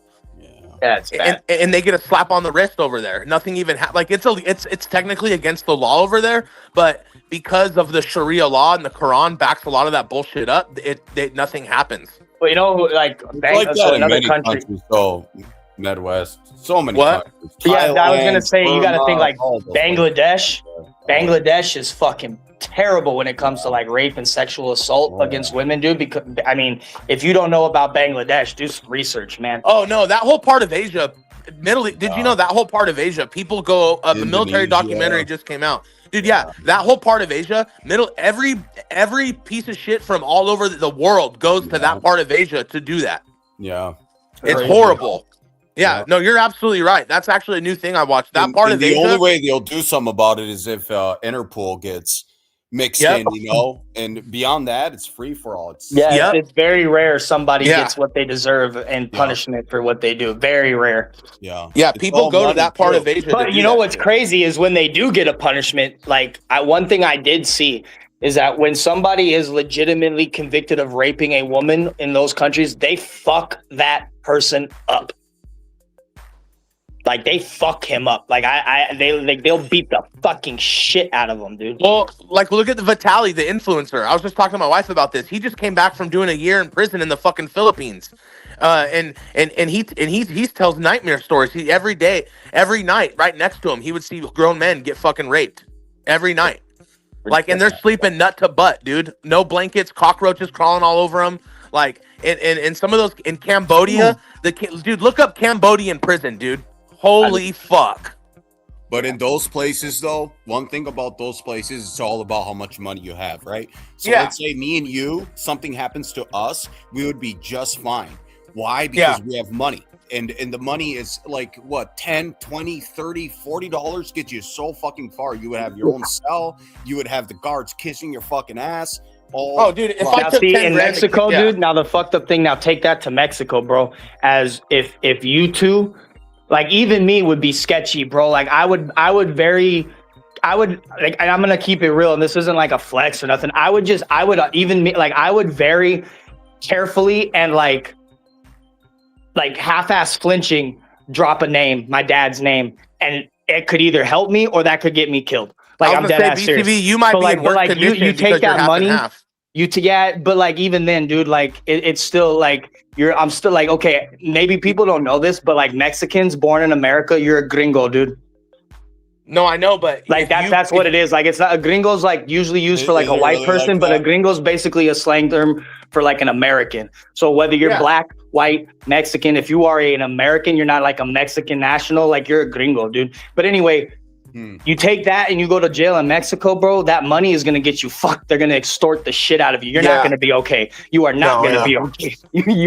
You might give the money to the guards, and guess what? The guards are going to go give the money to the fucking narco that's fucking in your cell block, and then that narco is going to extort the fuck out of you, bro. Yeah. And you're going to be paying the guard. You're going to be paying money to the guards. You're going to be paying money to this dude. You're going to be paying money to that dude, and they might help you out. You might survive, but you're a piggy bank, and when that shit stops, you're a dead man. But they're gonna extort you. The influencer from Arizona talks about that shit. The twins got him out of a gnarly situation. His name's JC. He's a big old buff Mexican dude. He's from Phoenix or Tucson, but he was with the Florence twins. He was doing some work with the Florence twins. He's met DMX, but he did time in a Mexican prison. And he thought, and bro, he's a big bad fucking dude. He worked for the cartel in America for like 20 years. Bro, his first 2 minutes in a Mexican prison, they took his Jordans right off his feet and beat him with them. Really? Mm-hmm. Yeah. Oh yeah, yeah. Look at it. Hold on. His name's JC. I forget what his thing is. It's what is it? He's an influencer. He's like a bodybuilder influencer. His name's JC. He's a Mexican dude, and he talks about he did 15 years in a Mexican prison because he was running drugs back and forth from Chicago to Mexico, and he worked with the Florence twins.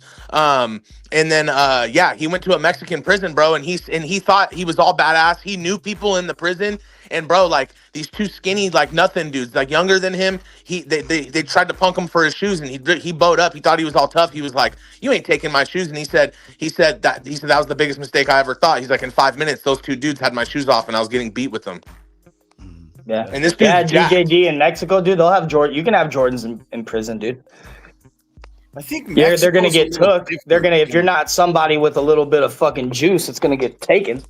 But I think Mexico is sometimes different than a lot of countries just because of the cartel and like how brutal they are. And I feel like there's no it's the corruption is what it is. It's, I mean, because you got narcos, bro. You got narcos and gang members here, bro, and they ain't corrupt. I mean, I'm sure you got corrupt prison guards across the United States, but not like in Mexico, bro, where like you can literally, okay, so not necessarily these days. But when you think about back in the day, like when in the 80s into the early 90s or into just through the 90s, maybe even into the early 2000s, like to this day, to a certain extent, but not like this, these motherfuckers would have women, alcohol, drugs, king size beds, fucking knock down walls in between two cells and make one giant fucking room for themselves. I'm not lying. Like these guys ran prisons, bro, and like El Salvador and Honduras, like these places are starting to crack down, but it's always been like that. These dudes, the cops and everything are so corrupt. Dude, bro, this is what I mentioned this on my live, dude. Mexico, bro. Okay, think about it here. The toughest gang members, you know. Look at all these guys on YouTube, bro. Yeah. Okay. Not one of them is really there. I mean, if you really break it down, a majority of them are just petty criminals, bro. Yeah, for sure. Okay, when you like these dudes aren't busted. Like it is a big deal in the United States to shoot at a cop, right? Well, that's why no one believes in Mexico, bro. In Mexico, it ain't nothing for fucking people to shoot at the police and kill the police, dude. It's nothing. It's nothing. Okay, if an inmate in a prison here goes up to a guard and says, "Hey, motherfucker, so I know where your family lives and I got people outside of your house. If you don't do this to me, bro, your family's done." What do you think's gonna happen to that motherfucker? Okay, in Mexico, you know what's gonna happen? That motherfucking cop's gonna fall in line. Well, but here it's not really going to happen like that. You know what I mean? Like it's just different. The way they can bend and the reach that they have and the corruption that's there, like, is literally so fucking ridiculous. It just doesn't happen. And so when you hear shit about that here, you're like, how in the fuck? Like, that's a big deal. Not in Mexico. In Mexico, it's another fucking Tuesday. That's crazy. It's wild. Dude. Well, that's why like no a lot one of other believes Dub countries about. too, right? But like, I'm just saying Mexico for example, because I'm not, you know. Crazy. Yeah. Well, yeah, that's why no one believes Dub though. That like you just proved a really good point, BCV. That's why no one believes Dub when Dub says that he went over there and the cartel member had to get permission from someone because and Dub has all these cartel ties and he was moving keys of weed for him and he was fucking a cartel lady's boss. Like Dub, like that doesn't even happen in the fucking movies. No, dude, you'd have been a dead man, bro. And like, it just is what it is. And you know, that whole nonsense, bro, is just from a movie or somebody else's story, bro. Like, there's so many things that like petty shit that I could pick apart on that. But like, I could give, honestly, man, I could give two fucks, dude. Like, okay, cool, bro. You went to Mexico and you have this little daydream that you concocted. Right on, bro. Like, right on, dude. I don't give a fuck. I really don't. Like, I know it's bullshit. I'm not going to waste my breath arguing with you about it. Yeah. Well, and I wasn't trying to, get all into it. I was just saying, like, that's just that whole thing, the point you just proved it. That's what proves Dub's a liar about his whole fucking cartel shit. Oh, yeah. Well, yeah. I mean, bro, I remember, bro, I'm not going to lie. I'll never forget this. I was live one day after getting off work at the mine, right? And I stopped at Circle K to grab my fucking shooters, and I'm standing in fucking line, and I was live. And we were talking about this. And I literally turned to the fucking homeboy behind me and I was like, and I didn't know this dude from a can of fucking paint. And I was like, hey, bro, let me ask you something. I was like, I'm listening to this fool right now. I remember that. And I was like, this fool said he fucked some cartel lady's boss, some cartel boss lady and fucking a wife or some shit and blah, blah, blah, whoop-de-woo. And he was just like, that motherfucker be dead. And that was our conversation, bro. I just asked a random fucking dude behind me, man. And like that dude even called bullshit. Doesn't know the situation from shit. But like, that's what I'm saying, bro. Like, you can't, you ask anybody, dude, like, just be like, hey, man, if I fucked some cartel lieutenant's wife, what would happen to me? There would be no text messages. No one's going to text you and say, hey, man. Messages. I got the text to back it up. They're gonna fucking get at you, dude. There would be no text messages, dude. It's just crazy. And like, why? And if that's look at the end of the day, man, if that's a story that he wants to run with because he thinks it makes him sound cool and like legit and whatever, then fine. You know what, dude? Have it. I know. Yeah, we don't care. We all know you're lying. We don't care. I don't give a fuck. Whatever, dude. Hey, on a better note, BTV, we're in the Final Four. I know, dude. Hey, we both. Hey, just for everyone to say that we're both. Well, hold on. You guys aren't in yet. Who are you on? UConn. You guys play today. Yeah, I know. You guys gotta beat who? Duke. Yeah. I don't know, man. Here's the thing. Well, we definitely have a harder matchup than you. Guys can do it. The only reason I think you guys can do it is because I've watched Duke play through this tournament and they haven't impressed me, bro. UConn, I called it from the beginning. Me and you talked before March Madness. We talked the day before on the phone. I mean, Arizona here, and this is my honest opinion. This isn't a bias thing. This is just legit. If you watched Arizona play throughout the year, we've already beat UConn. We already beat Florida. We beat all these teams earlier in the season, bro. We beat 3 number 1 teams. Like prior. No, I know, but what I'm saying is, I believe 1,000% Arizona's would steamroll UConn. I think that will be the best game in the country.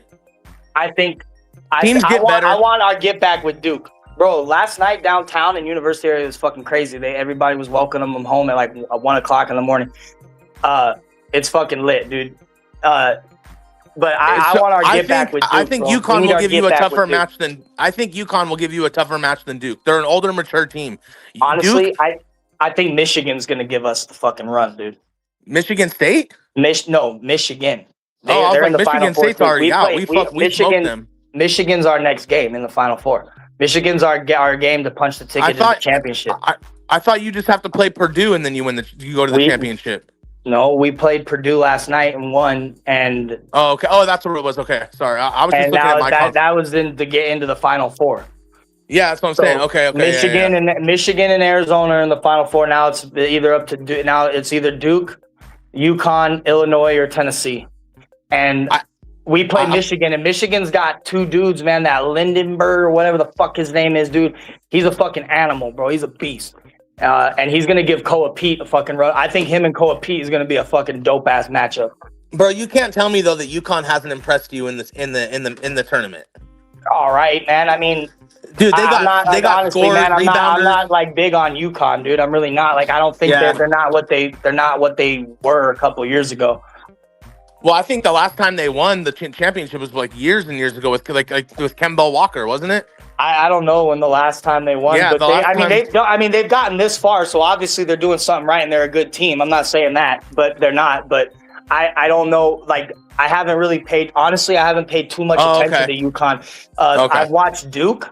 I had UConn going out early, bro. To be honest with you. That's where you. So that's where I kind of fucked that up. But I honestly thought Kansas was going to go farther too. So I had Kansas beating UConn. Bro, there was hella upsets this year. Upsets this year. Sorry, Alvin. We just hijacked your shit talking about basketball. I know, my bad. No, I'm doing my own thing anyway. You guys. My bad. What's Fat Boy saying, dude? Yeah, what's Fat Ass saying? Let's hear what this big diaper baby saying. Yeah, this big professional ISSA trainer. Hold on. I was trying to get my camera figured out. I don't know, for some reason my camera is like. What's the weather up there, Jesse? Where you're at? Good. It's pretty good today. Nice. Yeah. Okay. Yeah. Because I don't know if you know, Missouri and Michigan, it's weird.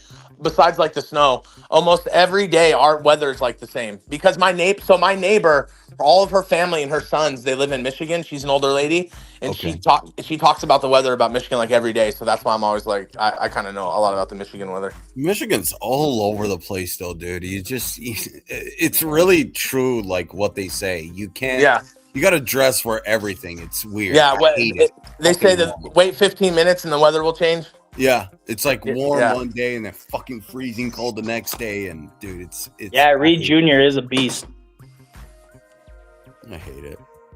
He cheap shots me in front of the cops. You guys make yourselves look like a whole bag of dicks, dog. Big old bag of bitch. Like a bag of bitch dicks. Like what? A pussy. He can't even say a bunch of bag of dicks. See what I'm saying? You're mad because Peter Piper pick a pack of. You guys are getting tattoos on your body, fucking the same age that fucking or fucking. We're still talking about and older than I was. Right? What are you talking about, Dub? Older than you, dude. I got my. Anyway. How you? What? What was that, Doug? You can tell me about my life that I've lived and people that pick up and who what organizations put on my body. Dude, you keep saying, like, dude, you told us about your life 100 times over.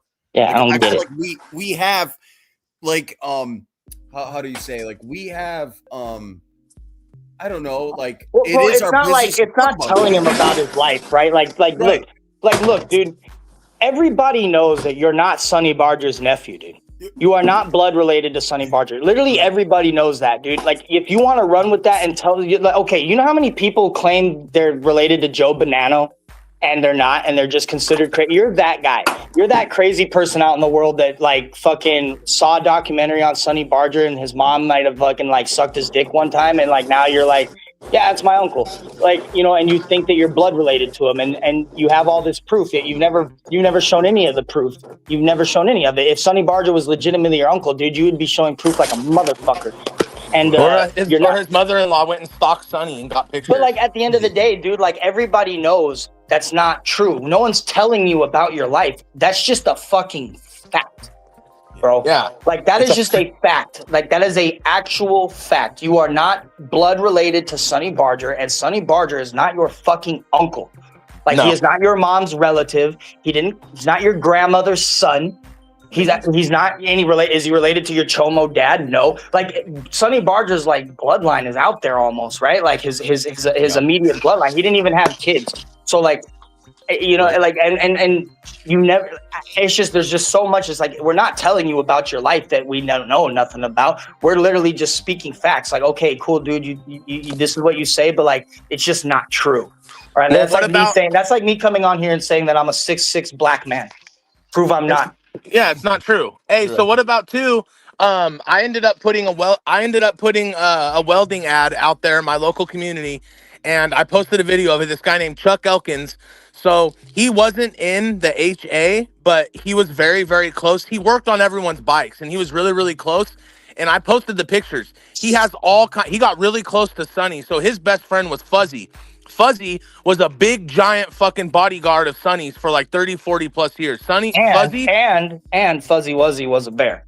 Go on. Well, I know, but check it out. So I asked Chuck straight up. I go, hey, check this out, man. I go, there's this dude online. I go, he claims to be, and before I could even say anything, he goes, what? He claims to be Sonny's son? And I was like, no, he claims to be Sonny's nephew. And he goes, dude, do you know how many times people have tried to do that? He goes, Sonny doesn't have any kids or fucking grandkids or fucking he said, I'm sorry, I don't want to stop you. I'm sorry, but this comment, I was reading what's a white Russian? Are you like 25% alcohol drink? 50% Russian, 25% white Russian, and 25% Ukrainian. What's white Russian? I just know that's a drink. So like, and most Russians are white. Right, yeah. So like a quarter of you is fucking an alcoholic beverage? Sorry, continue. Well, isn't a white Russian like a muddy drink anyway? Like a milky... Yeah, it's got milk in it. Yeah, my wife was like, yeah. I don't know. They weren't really my cup of tea. I don't really like milk and alcohol, bro. I feel like that's weird. Midwest, how did your wife's family come to America? Like how? So, babe, so her grandma's last name is Rambino. So her family comes from Italy, or her mom's, and then her mom's mom. So her dad's side grew up in, babe, didn't your dad grow up in Pakistan? Where is it? Karachi. Her dad's from Karachi, Pakistan. Like grew up there. He came over to California. Hold on, I'm asking her. He what, babe? He came over to California with his entire family when he was like 13. He came over from Karachi, Pakistan to California from when he was 13 years old with his entire Pakistani family. Oh, wow. And they all still live there. Like she's really close with her dad's sister. She's really they're still over there. Yeah, they're still all over they're still all in California. Yeah. So so like what's funny is, dude, so the last time we like to vacation in Arizona, we love Arizona, like, cause it's halfway to California. California's a big trip. So if we go to California and if we're on vacation, you're going to fucking find us in Arizona. We love Arizona. So we went to, in Phoenix, we went to the Hilton, and on the rooftop of the Hilton, they were doing a comedy show. And it was a Middle Eastern dude was the comedy guy. And so I show up with my mustache all grown out. So I look like a white Mexican. And then she obviously looks Middle Eastern or she looks ethnic for sure. And so the guy starts asking her, he's like, what's your wife's name? And she's like, Brooke. And she doesn't have a Pakistani last name. She has more of like an Irish like last name. And so the guy was just, dude, for like for 20 minutes, dude, the dude just roasted both of us. He's like, all right, sir. He's like, what's your name? Juan? Oh, really? I was like, no, my name's Josh. He's like, holy fuck. He's like, you have a Jewish name. And he's like, you look Mexican. Dude, they were just like roasting.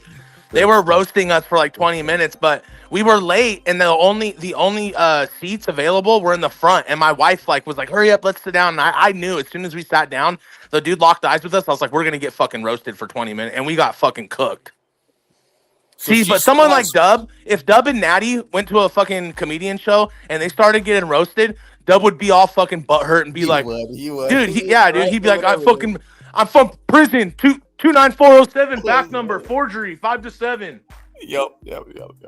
You know, but anyway, back to the heritage. Yeah, it's pretty cool. Like, so does she talk to her family in Pakistan or no? I'm sure she still does. I know she talked to her family in California, and then I'm sure they talk to their family in Pakistan. But dude, his entire family, dude. Yeah, when I say his entire family like moved from Pakistan to California, like they all picked up and moved. So it's actually interesting because she's a second generation Italian immigrant and a first generation a Pakistani immigrant. Yeah, that's cool. But dude. She's grew up her whole life in Springfield, Missouri. So it's like it's really fucking cool. And what's cool is like when she starts cooking, that's when her culture really comes out, dude. Is because she like when I used to go to work, she used to like pack hella extra, and I would leave it in the fridge at my welding job. And BCB knows this. There's a lot of dudes in the welding industry. They just live off fucking cigarettes and energy drinks. Like they don't eat healthy.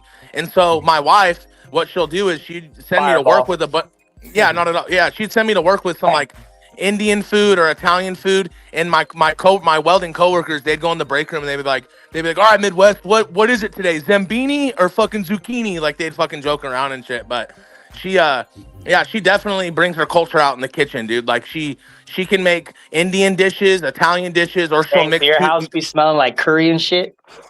Sometimes, Not really. That's actually the one. Where does the Indian come from? Because Indian is completely different than Pakistan, you know? No, I'm saying she cooks Indian dishes. Oh, gotcha. Oh, yeah, because even in like Middle Eastern countries, you can still Indian food is like so when you go to India and you go to the Middle East, you'll still find the similar food dishes. Yeah. That's all I meant by the Indian. Yeah, no, it's a completely different continent. But no, but yeah, no, that's all I meant. It's like is wild. Yeah. Oh, dude. Yeah, that place is gnarly. Bro, you know what houses? You know what? Like when you have you ever? I don't know if maybe, dude.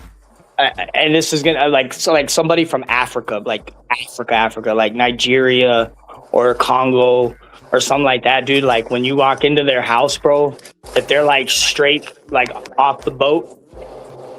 Bro, that's like it's not like it just whatever it is that they cook or something is so fucking potent, dude. Oh my god, I think it's worse than Indian food, dude. Yeah, it is. It is. Bro, my neighbor cooked Indian food the other night, dude, and fucking my whole house reeked. I was pissed. Yeah, they use it's not curry. It's like extreme, like it's like I forget the spice, but it's like orange, or it's like super yellow. The rice, it's like rain jacket yellow rice, and it smells like fucking sulfur. Yeah, no, you're absolutely right. Jasmine rice. It's just the spices and stuff, whatever it is, man. That shit just fucking is potent. Yeah, it smells like they painted the walls with it. I know exactly what you're talking about. No, she doesn't really. So what's funny is a white family will cook chicken curry for us and like send it over from our church. Like she never really cooks curry shit. What she has before, and it's really good. It's just for some reason she doesn't really fuck with the curry. Like she doesn't really like. I love it. Like, dude. Like one week I ate so much chicken curry that my socks fucking I took my socks off and I was like, what's that fucking smell? It smells like curry. And I smelt because your toxins come out of your feet. And so I remember I smelt my socks one time and I literally, because what I'll do is I'll take a shower, put my socks on, but before bed, like right before I go to sleep, I like to take my socks off. I remember I did it and I was like, what the fuck? I'm clean as a whistle. What smells like curry? And I took my socks off to go to bed and I smelled my clean socks and they smelled like fucking curry, dude. I was like, all right, I need to chill the fuck out on the curry. Yeah. Nothing against India, but that place reeks, bro. Oh yeah, dude. Bro, they wash their face with cow shit. Yeah, bro. You gotta wade through sewage water in New Delhi, bro. Yeah, it's bad, dude. It reeks. Everything reeks, and it's just like it's unsanitary. It's so fucking bad. And the cow shit is just you can't touch it, dude. It's nuts. Oh, dude, India's rough, man. I have a cousin, right? This girl is a fucking beast, dude. She went to school forever. She got her PhD. She makes good money, but she like traveled like abroad, right? And she met a lot of people in like, because a lot of people in like grad school are like foreign. Like a lot of them are like Asian, Indian, you know what I mean? Like a lot of them are from other countries for some reason. Oh, and well, because you know in that culture, you know, highest education is priority. You know what I mean? So she made a lot of friends with people from India, and she's gone to India a few times by herself. And I'm like, you are fucking nuts, dude. Like, that's fucking crazy. She's like, I sit over there, bro. She's like, India's fucking the shit. But I'm like, dude, that's fucking, you're crazy, man. She spent a year abroad in Africa, dude, and did all sorts of shit, dude. She's fucking crazy. Who is that, BCV? Your daughter? One of my cousins. Oh, okay, cool. I was like, damn, dude, that's what's up. Like, I'm just so like, unless it's Europe, the taxis.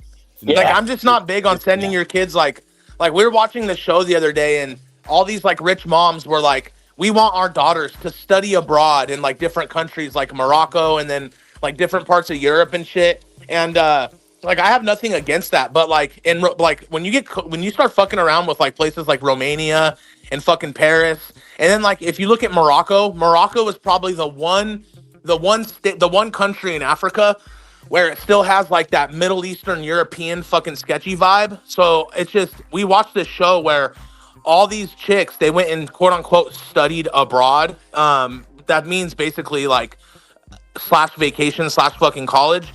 But they all got sexually abused and like almost sex trafficked and drugged and like and sexually abused is because those places with no supervision, dude, like it's like the sex trafficking hub of the world. It's very dangerous to travel abroad, dude. I had I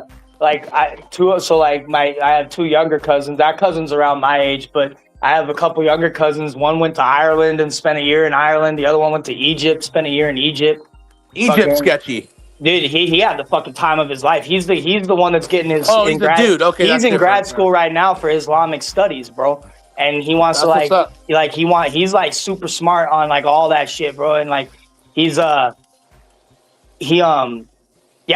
it over there. He was like, me and him talk about. He would talk to me about it because I was in Iraq and Afghanistan, you know. So he's like all excited to talk to me about shit about his experience in the Middle East, you know.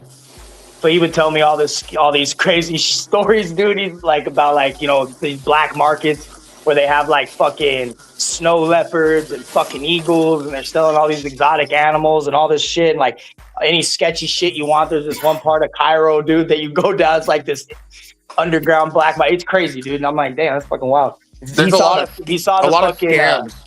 He saw the fucking. That's one thing, dude. I've traveled, man. Like I've been to Ireland. I've been to Germany. You know, I've been to Mexico, all through Mexico. I've been Iraq, Afghanistan, Kuwait. You know, like I've been lucky enough to. I've been all over the fucking U.S. You know, I've traveled quite a bit. I'm lucky.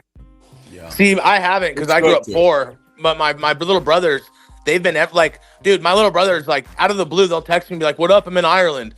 I tell my dad, I'm like, dude, what the fuck? I didn't go there because I'm rich, bro. I went there because of the fucking army, bro. I went to Ireland and Germany because of the fucking army, dude. That's your route to Iraq and Afghanistan. You stop in Ireland. Yeah, that's training in Germany. What I was about to say. Like, I mean, I didn't. It doesn't take much money to be rich to go to Mexico, bro.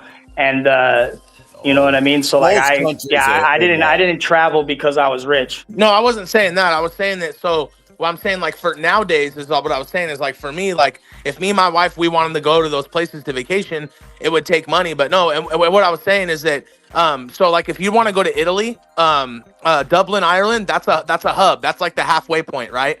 So let's say if I book a flight to Italy, I'm going to do a night or two in Ireland. That's going to be halfway on my way to Italy. That's all I was saying. I know for sure that you traveled. You should, dude. And it's no, I know. I want to because my little brothers, I've traveled to more. So it's really weird. Out of everyone in our family, I've been to every state and I've almost held the job in every state. But my little brothers, they've never left California, but they've been to almost every other country. Oh, wow. That's weird. Me and my wife, we want to do a cruise. We want to do a cruise first. Yeah, no shit. We want to do a cruise, bro. But I don't know how she feels about like being out in the fucking ocean like that. But we want to do a cruise, like a good cruise. You know what I mean? Like maybe like a Cabo San Lucas or Los Mochis or something like that. You know what I mean? Dude, everybody's different, but like, be careful. You go to Los Mochis, dude. Oh yeah, I ain't getting off the boat. Fuck. A lot of people think like vacation is like, like a resort or something, but dude, people should just like fucking take $1,000 and just go to fucking India. Just go, dude. I'm telling you, bro. Watch. There's this guy. Thailand. You just got to be careful, right? Don't leave a drink out. If you leave your drink out, don't fucking drink it. Get a new one. I've been wanting to ask you this, Alvin. There's this guy, okay? And it's funny you mentioned that, but there's this guy. He's got a YouTube channel. His name is Drew Binsky, and he's like this redheaded Jewish guy from Scottsdale, Arizona, but he traveled to every country in the world, bro. He's like a travel blogger, right? Okay. And he goes to all these countries, bro. He's gone to fucking North Korea. He's gone to fucking all over the place, bro. All over the place. And he just did videos about, he was in Japan and he was doing videos about Japan's tiny apartments, bro. Like how like they have all these houses like where they like literally it's like a closet and it's like an apartment. Yeah. Like how they have these and then they have these little sleep cubbies that you can like rent out sleep cubbies basically. It's like a hotel, but it's like a little sleep cubby. You just crawl into a little cubby and you sleep.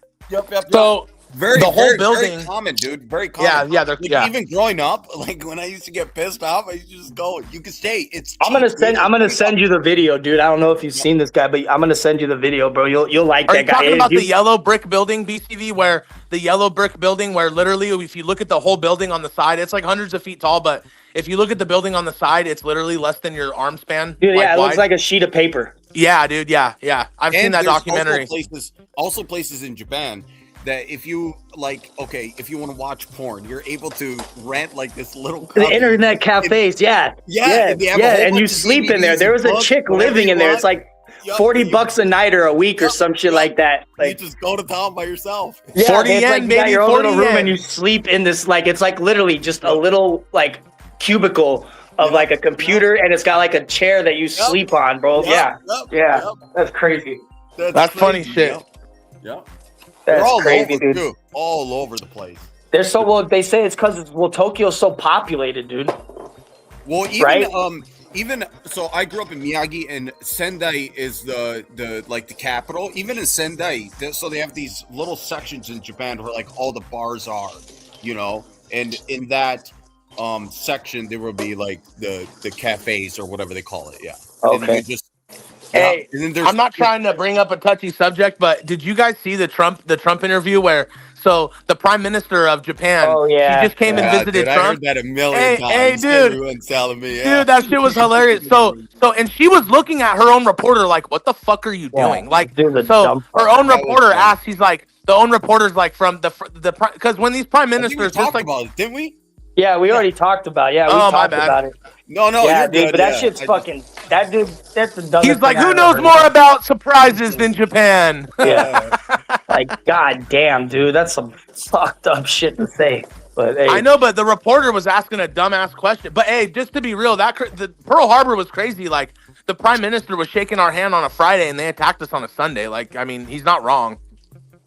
I mean, yeah, we kind of Well, pissed and Japan at off. the time, unfair to the Japanese people. Their fucking ruler at the time was relentless. After we dropped the first bomb, we called over there and we were like, dude, give it up. Like, we don't want to do this. And he said, fuck you, bring it on again. And after the second bomb, he called and was like, all right, we've had enough. Like, we tried to spare all that shit, but he was just fucking this unruly dictator. Well, our targets were the supposed to people be like didn't even know. military places, right? But we end up hitting these places that like Yeah. the military presence was so tiny and insignificant. Like, we didn't hit major fucking like targets, you know. We would just wanted to hit us some Japanese bases, and we hit Nagasaki. There was like a few other targets I think that were planned, but they settled on Nagasaki for the second one. But yeah, dude, it was that Even whole now- thing was wild. Even now, Hiroshima is one of the strictest when it comes to littering, dude. You do not fucking litter Oh, in shit. Hiroshima. Isn't it a prison sentence? You can eat off the floor. Oh yes, Midwest. Yes. Yeah, no, I watched Yeah. the thing on that. It's like years in prison for littering. Yeah. They just, I don't know what it is, but yeah, do not do it. And honestly, I'll be the I first one heard to say that's Hiroshima's a beautiful city, though. It is, yeah, because you can't do anything. Yeah, man. because you can't fucking you can't When it's not throw flooded. a bubblegum wrapper on the goddamn Yeah, you job. can't even sneeze, dude. Jeez. Hey, Jesse, don't they have hella flooding issues though over there too? Like, Well, what do you mean? like, doesn't it like? Because I know your guys. First of all, people don't realize your guys' oceans are insane. They're Well, they have a lot of earthquakes, right? That's what I was gonna Earthquakes are say, just, yeah, so super tsunami- yeah. fucking common. Yeah, it's like nothing. Like a 7 is nothing in Japan. It's just Yeah. another earthquake. yeah, like if Everyone's you see just chilling, people- drinking coffee.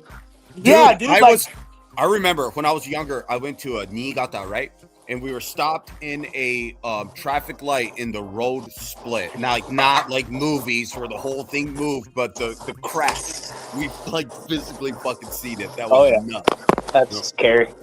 Like in schools, they prepare you for that, like tsunamis. Yeah, kind of like how they do tornado warnings and shit. Yeah. Yeah. Like I think it was once a month or like couple times a month we had the whole training. You just go through it. It's normal. You know one thing that I've always wanted to see. I don't know if I ever will, to be honest with you, unless I just go do it. But that takes a lot of planning. Is I would love to see the cherry blossoms, bro. Like, It is you know beautiful. what I mean? Like all those pink flowers and all that shit, dude. I feel like that would be like so cool to see. And then I don't know if it's real or if it's AI, but you know those videos you see where like they have those like the yellow trees. Are those real over there? Yellow trees? They're like they're like the leaves and everything are like super yellow. I don't know. Maybe it might have been some stupid AI shit, dude. Sometimes you see a video and you're like, oh, that's fucking dope, and you're like, I don't know. Maybe there's a lake called Biwako in Japan, and from like the coral and like the trees, the lake is 5 different colors. Oh shit! Yeah, it's a really beautiful lake, dude. That I didn't even believe that till I saw it. And another cool thing about Japan too is volcanoes are so common. Like growing up, Nasukogan was a place close to us. Like we climbed like an active volcano. Like the thing was, obviously it's not going to erupt, but it's active. Like there's sulfur. There's like these little the water that's boiling and like the smoke kind of coming out. Yeah, that was cool. But anyway, imagine if that erupted. That'd be fucked up. Hey, how mad is Dub? Because we're not talking about Dub. He's probably so mad. Oh, probably. Yeah. What is he? Let's hear what this fat retard's saying for a second. Yeah, go back to fat fuck. And then we'll go back to real shit. Oh, then do it. Do it. Do it. He loves the videos. Like you have Oh, he's just playing old I videos. want to get to the point of where you said you're going to rape my wife. Right. It's fucking, fucking right here. Say Fucking, 5 more times. Yeah, easy pickings, bitch boys. Easy pickings, what? dude. It's so crazy, man. Like that 60-something-year-old fucking lady, woman, my mom, fucking, you know what I'm saying, who birthed me, fucking is doing better in life than you motherfuckers. What do you do? Literally, me and her are both in the mining industry, and you guys are literally fucking. I own a company, I'm a contractor, and you guys are literally over there mad as fuck. Like yesterday, I went and did I went and drove an hour. Fucking and worked a half an hour and got $500 yesterday. So it's okay. Right on, man. Hey, you know what? Right on, brother. It's fucking. You watch. Fucking, look at the stuff. Let's see the 500. Yeah, let's see that $500 stuff. Right on, brother. Easy. Look at the $500, boys. Oh, are you kidding me? Someone got his taxes. Someone got his taxes. A 50-year-old guy getting Are you kidding me? about $500 is crazy, dude. Hey, Yeah. Dub, this is really That's going to burn your ass. people's Hold on. Let me show Dub. Hold on. I got to do this for Dub. I don't really normally do this. Babe, let me see your phone. Just go. Let me see your phone. And go to our banking. Go to our banking app on your phone. No, Dub wants to flex $500. I want to hurt his feelings. Dub, I have $20,000 in just one savings account. That would really burn your ass. And that's literally since Christmas. I've just started saving that from Christmas. You don't know anything about finances, Dub. Stop pretending to be some financial guru. $500. But I mean, even if so he drove an hour away, worked for half an hour, and got $500. Right on, dude. Good for you. You're supposed to be doing that. You're 50. Yeah, I mean, good. But I mean, good for him. Okay, cool, bro. Like, and what? I don't get it. Like, what's That's not that supposed to mean? impressive. He should have been doing that 30 years ago, not in prison. Not Like, dude. I Did you just guys hear don't the other day? understand what the flex Look at on this. that is. Dub. So what are we gonna do with this right here, Dub? Exactly, Yeah, dude. way It's more not than that hard. $500, Dub. What are you Yeah, gonna do, Dub? it's not Oh, that Dub. hard. You're supposed to have money. You're 50. Is that all you have? Is a '98 Explorer and $500 to your name? Yeah, it is. That's fucking sad, dude. That's sad. Fuck my That is sad. screen, Dub. No. Or like, I remember when BCB flexed 10 grand cash. Dub got so mad. Yeah, Oh He did. yeah, I do remember that. Yeah. he got mad when I called my bank account on the 28th of the month, and it said I had $6 grand in there. Not the first of the month. Yeah, and that's not even a huge Oh flex. yeah, to Dub. I do remember that. That was around the time you shot Tony the 500. No, that was that like a before? year before. Oh Yeah, no, that was just out of the blue. Yes, and dude, even that was crazy. Like you donated it for his little steering wheel, right? Didn't you? Whatever it is that he bought with that $500 is what he bought. Like at the end of the day, like that didn't make. So this is what I laugh about, right? Like Dub's like, you gave Tony $500, and then your truck breaks down and blah blah blah. And, okay, bro. First of all, That's not how it happened. my truck broke, like didn't break down. It whatever, what happened to it. Like a long, like quite a bit after I got that money, and sent Tony $500. But nonetheless, when that happened with my truck, bro, I literally took it had it towed to a shop. I paid $245 for a fucking tow truck. And then I fucking paid $2,500 to have it fucking fixed and had it by Saturday. And that happened on a fucking Wednesday. So I don't know, like that $500 didn't really like hurt me, bro. I literally did that because I knew that when I got that money, I would be able to do that. You know what I'm saying? Like, and that chaps his ass, bro. Is that like somebody like I was able to give Tony, be that me and Tony's relationship or however it is. At the end of the day, Dub's pissed that I was able to give him $500 and it did not dent my bank account. Yeah. Dude, he talks about that like Dub gave him $500. It's not your fucking money, I Dub. know, dude. It's not your fucking money. It's BCV's fucking money. He can do whatever he wants with it. I'm not like Holy shit. It's his money, though, man. Wes, when Acme gets him sued, then it's his money. He doesn't want BCV spending his money. Yeah, you're more bent out of shape about BCV spending $500 than fucking he is. So you better keep that till I come get it, BCV. Yeah. Oh yeah. He's like all that grandma money, BCV. Oh yeah. I know. I know your grandma. Fucking all that Grammy money, BCV. We're coming for that shit, BCV. Yeah. He's gonna be really disappointed. You are gonna be very disappointed, Dub. I hope you like $9,000.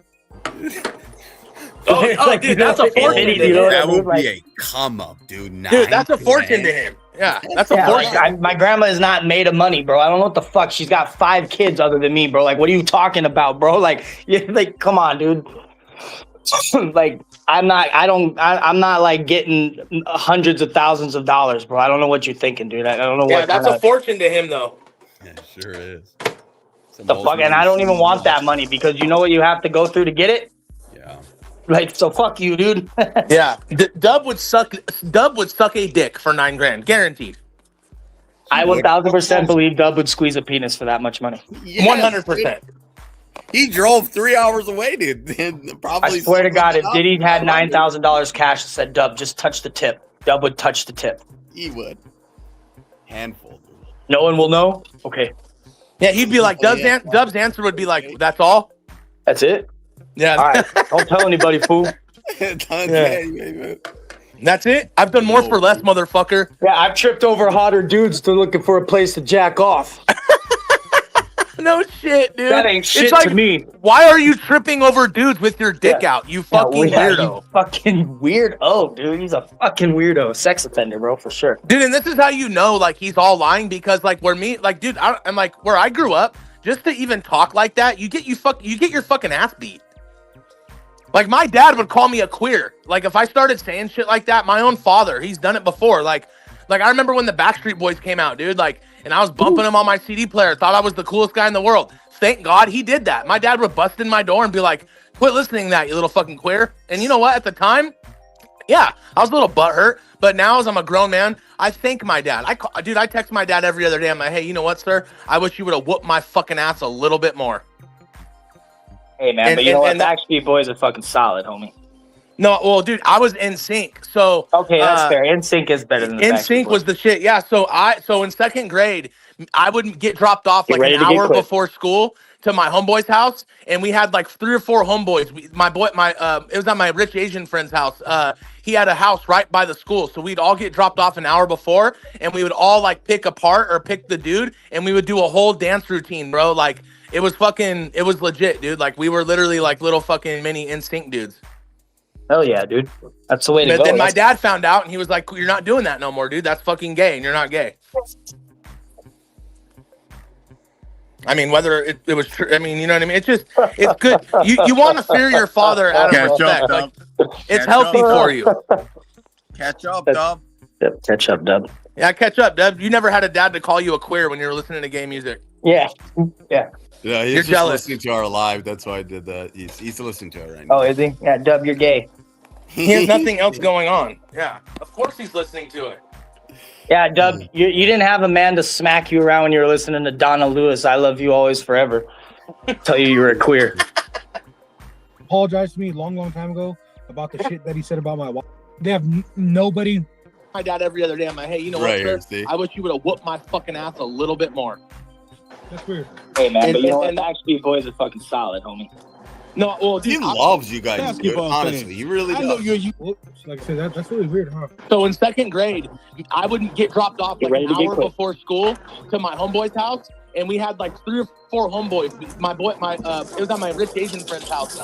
He had a house right by the school, so we'd all get dropped off an hour before, and we would all like pick apart the food, and we would do a whole dance routine, bro. Like it was legit. We're literally like little fucking mini. You laugh. Oh yeah, dude. He loves you guys. But then my dad found out, and he was like, "You're not doing that no more, dude. That's fucking gay, and you're not gay." That's crazy. That's the gayest shit I've ever seen in my life. I mean, whether no, Dub, that's called having a father. Your father didn't want you. Whether it's true or not. Your father, it's healthy for you. What a fucking Dub. Catch up, Dub. Yeah, you never had a dad to beat you up. Call you a queer when you were listening to gay music. Yeah. Where was I ever listening to gay music? Where was I ever? Where was I ever doing that? No one will ever know. You listen to gay music all the time. It's called Mercules. What was queer and what was not? You know what I'm saying? I didn't need to. I mean, you guys had fathers and grandparents or grandfathers and shit like that, and I literally turned out better than you guys. That's debatable. It's not debatable. That's no, crazy. he didn't. It's so weird how like I turned out better in life than you guys. Dude, you live in a $5,000 trailer. And you guys had dads. What was that? Dub, Mercury saved your life. Get this. Okay. You sound like a goddamn goose. Okay, pause this real quick. Dub. You claim that Mercury saved your life. You claim that Mercury saved your life. Did you know, Dub? Did you know that Mercury is 17 years younger than you?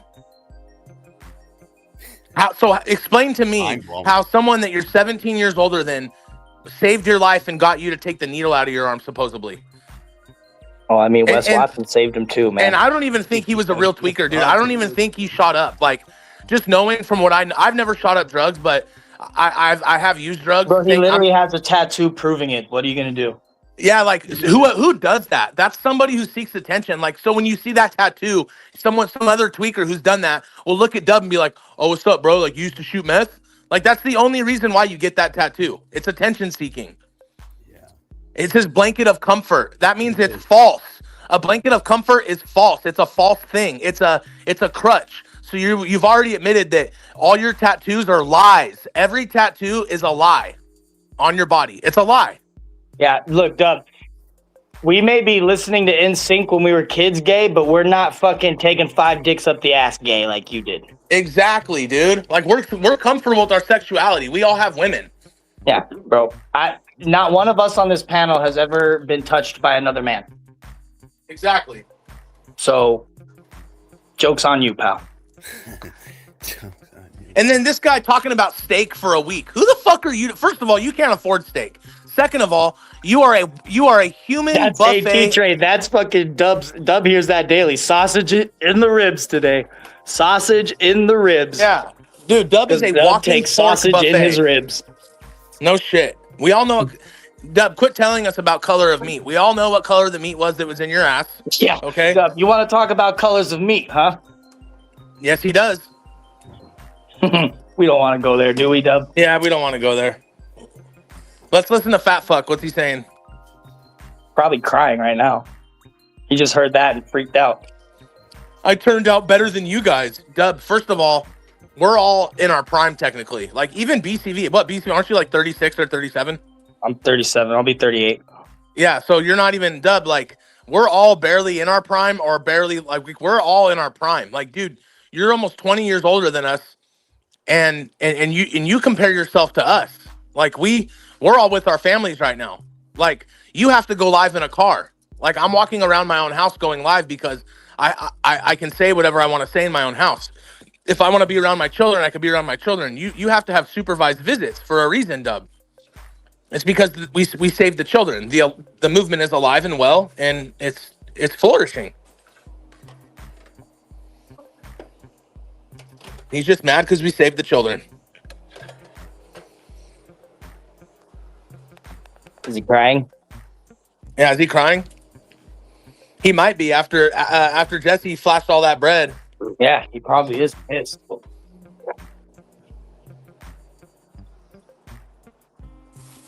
I can't believe he just flexed $500. That's insane.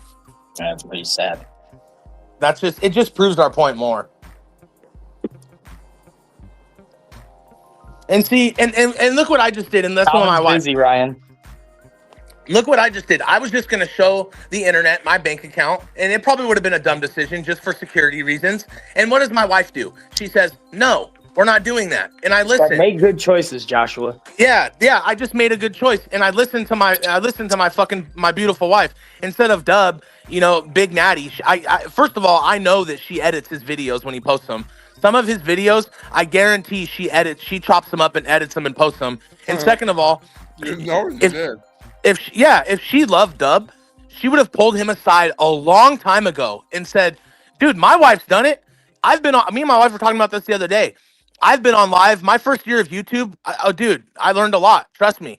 And I regret a lot. And my wife, tons of times, she would tell me, she'd come in the room and be like, dude, get the fuck off YouTube. What are you doing? You're making an ass of yourself. And thank God that we have that healthy balance. It's called Dharma. Like, it's a healthy balance. Dub, you don't know anything about a healthy balance. You don't know. You and Natty don't have those fucking discussions. No, Dub. Like, your wife, if she'd okay. Do you think Dub's ever eaten a Cheerio in his life? No. Probably not. That's why he has high blood pressure. Well, BCV, what about the other day when you about even a balanced breakfast? Well, BCV, the other day you said I was gonna go live, but my better half chose I shouldn't. And you listen. Like, that's not saying that you shouldn't have gone live. That's not saying that if you did go live, you would have like roasted yourself. It's a simple like, hey, I wanted to go live and talk some shit. My old lady said I shouldn't, so I'm not. Like, yep. Dub doesn't have that balance in that house. No. And I wasn't trying to put your shit. I thought that was a good example.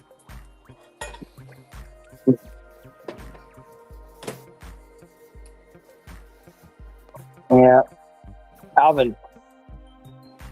I think he's eating. He is eating. He's eating sushi. I think they're gone, honey. I'll buy more, okay?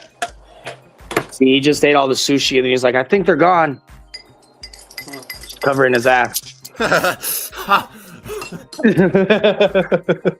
Hey, Jesse, have you ever had avocado bombs?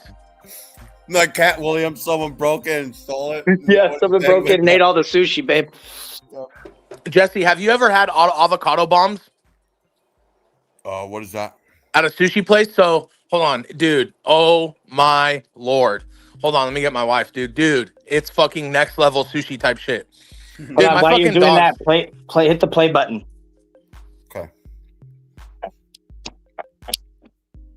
They're so mad, dude. He's Fax is fucking furiously mad, dude. They're mad, dude. They're mad, dude. They are fucking mad, dude. So mad.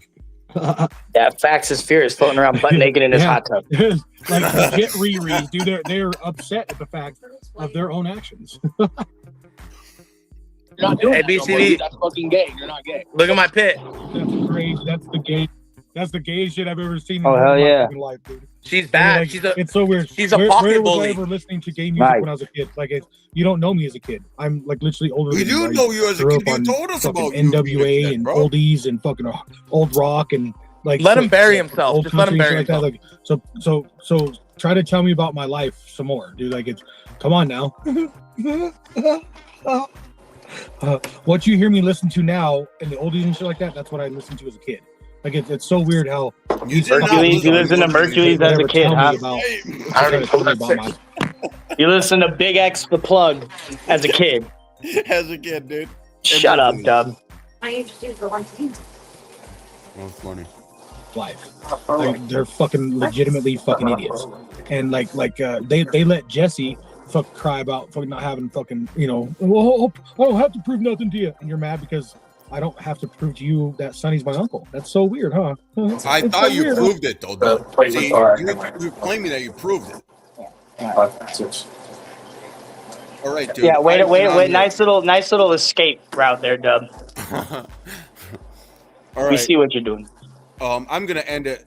It's almost 2 hours. Hell yeah, bro. Have a good weekend, guys. Yeah. That was awesome. Hey, BCV, dude, you heard it here, bro. UConn. It's gonna be UConn and Wildcats.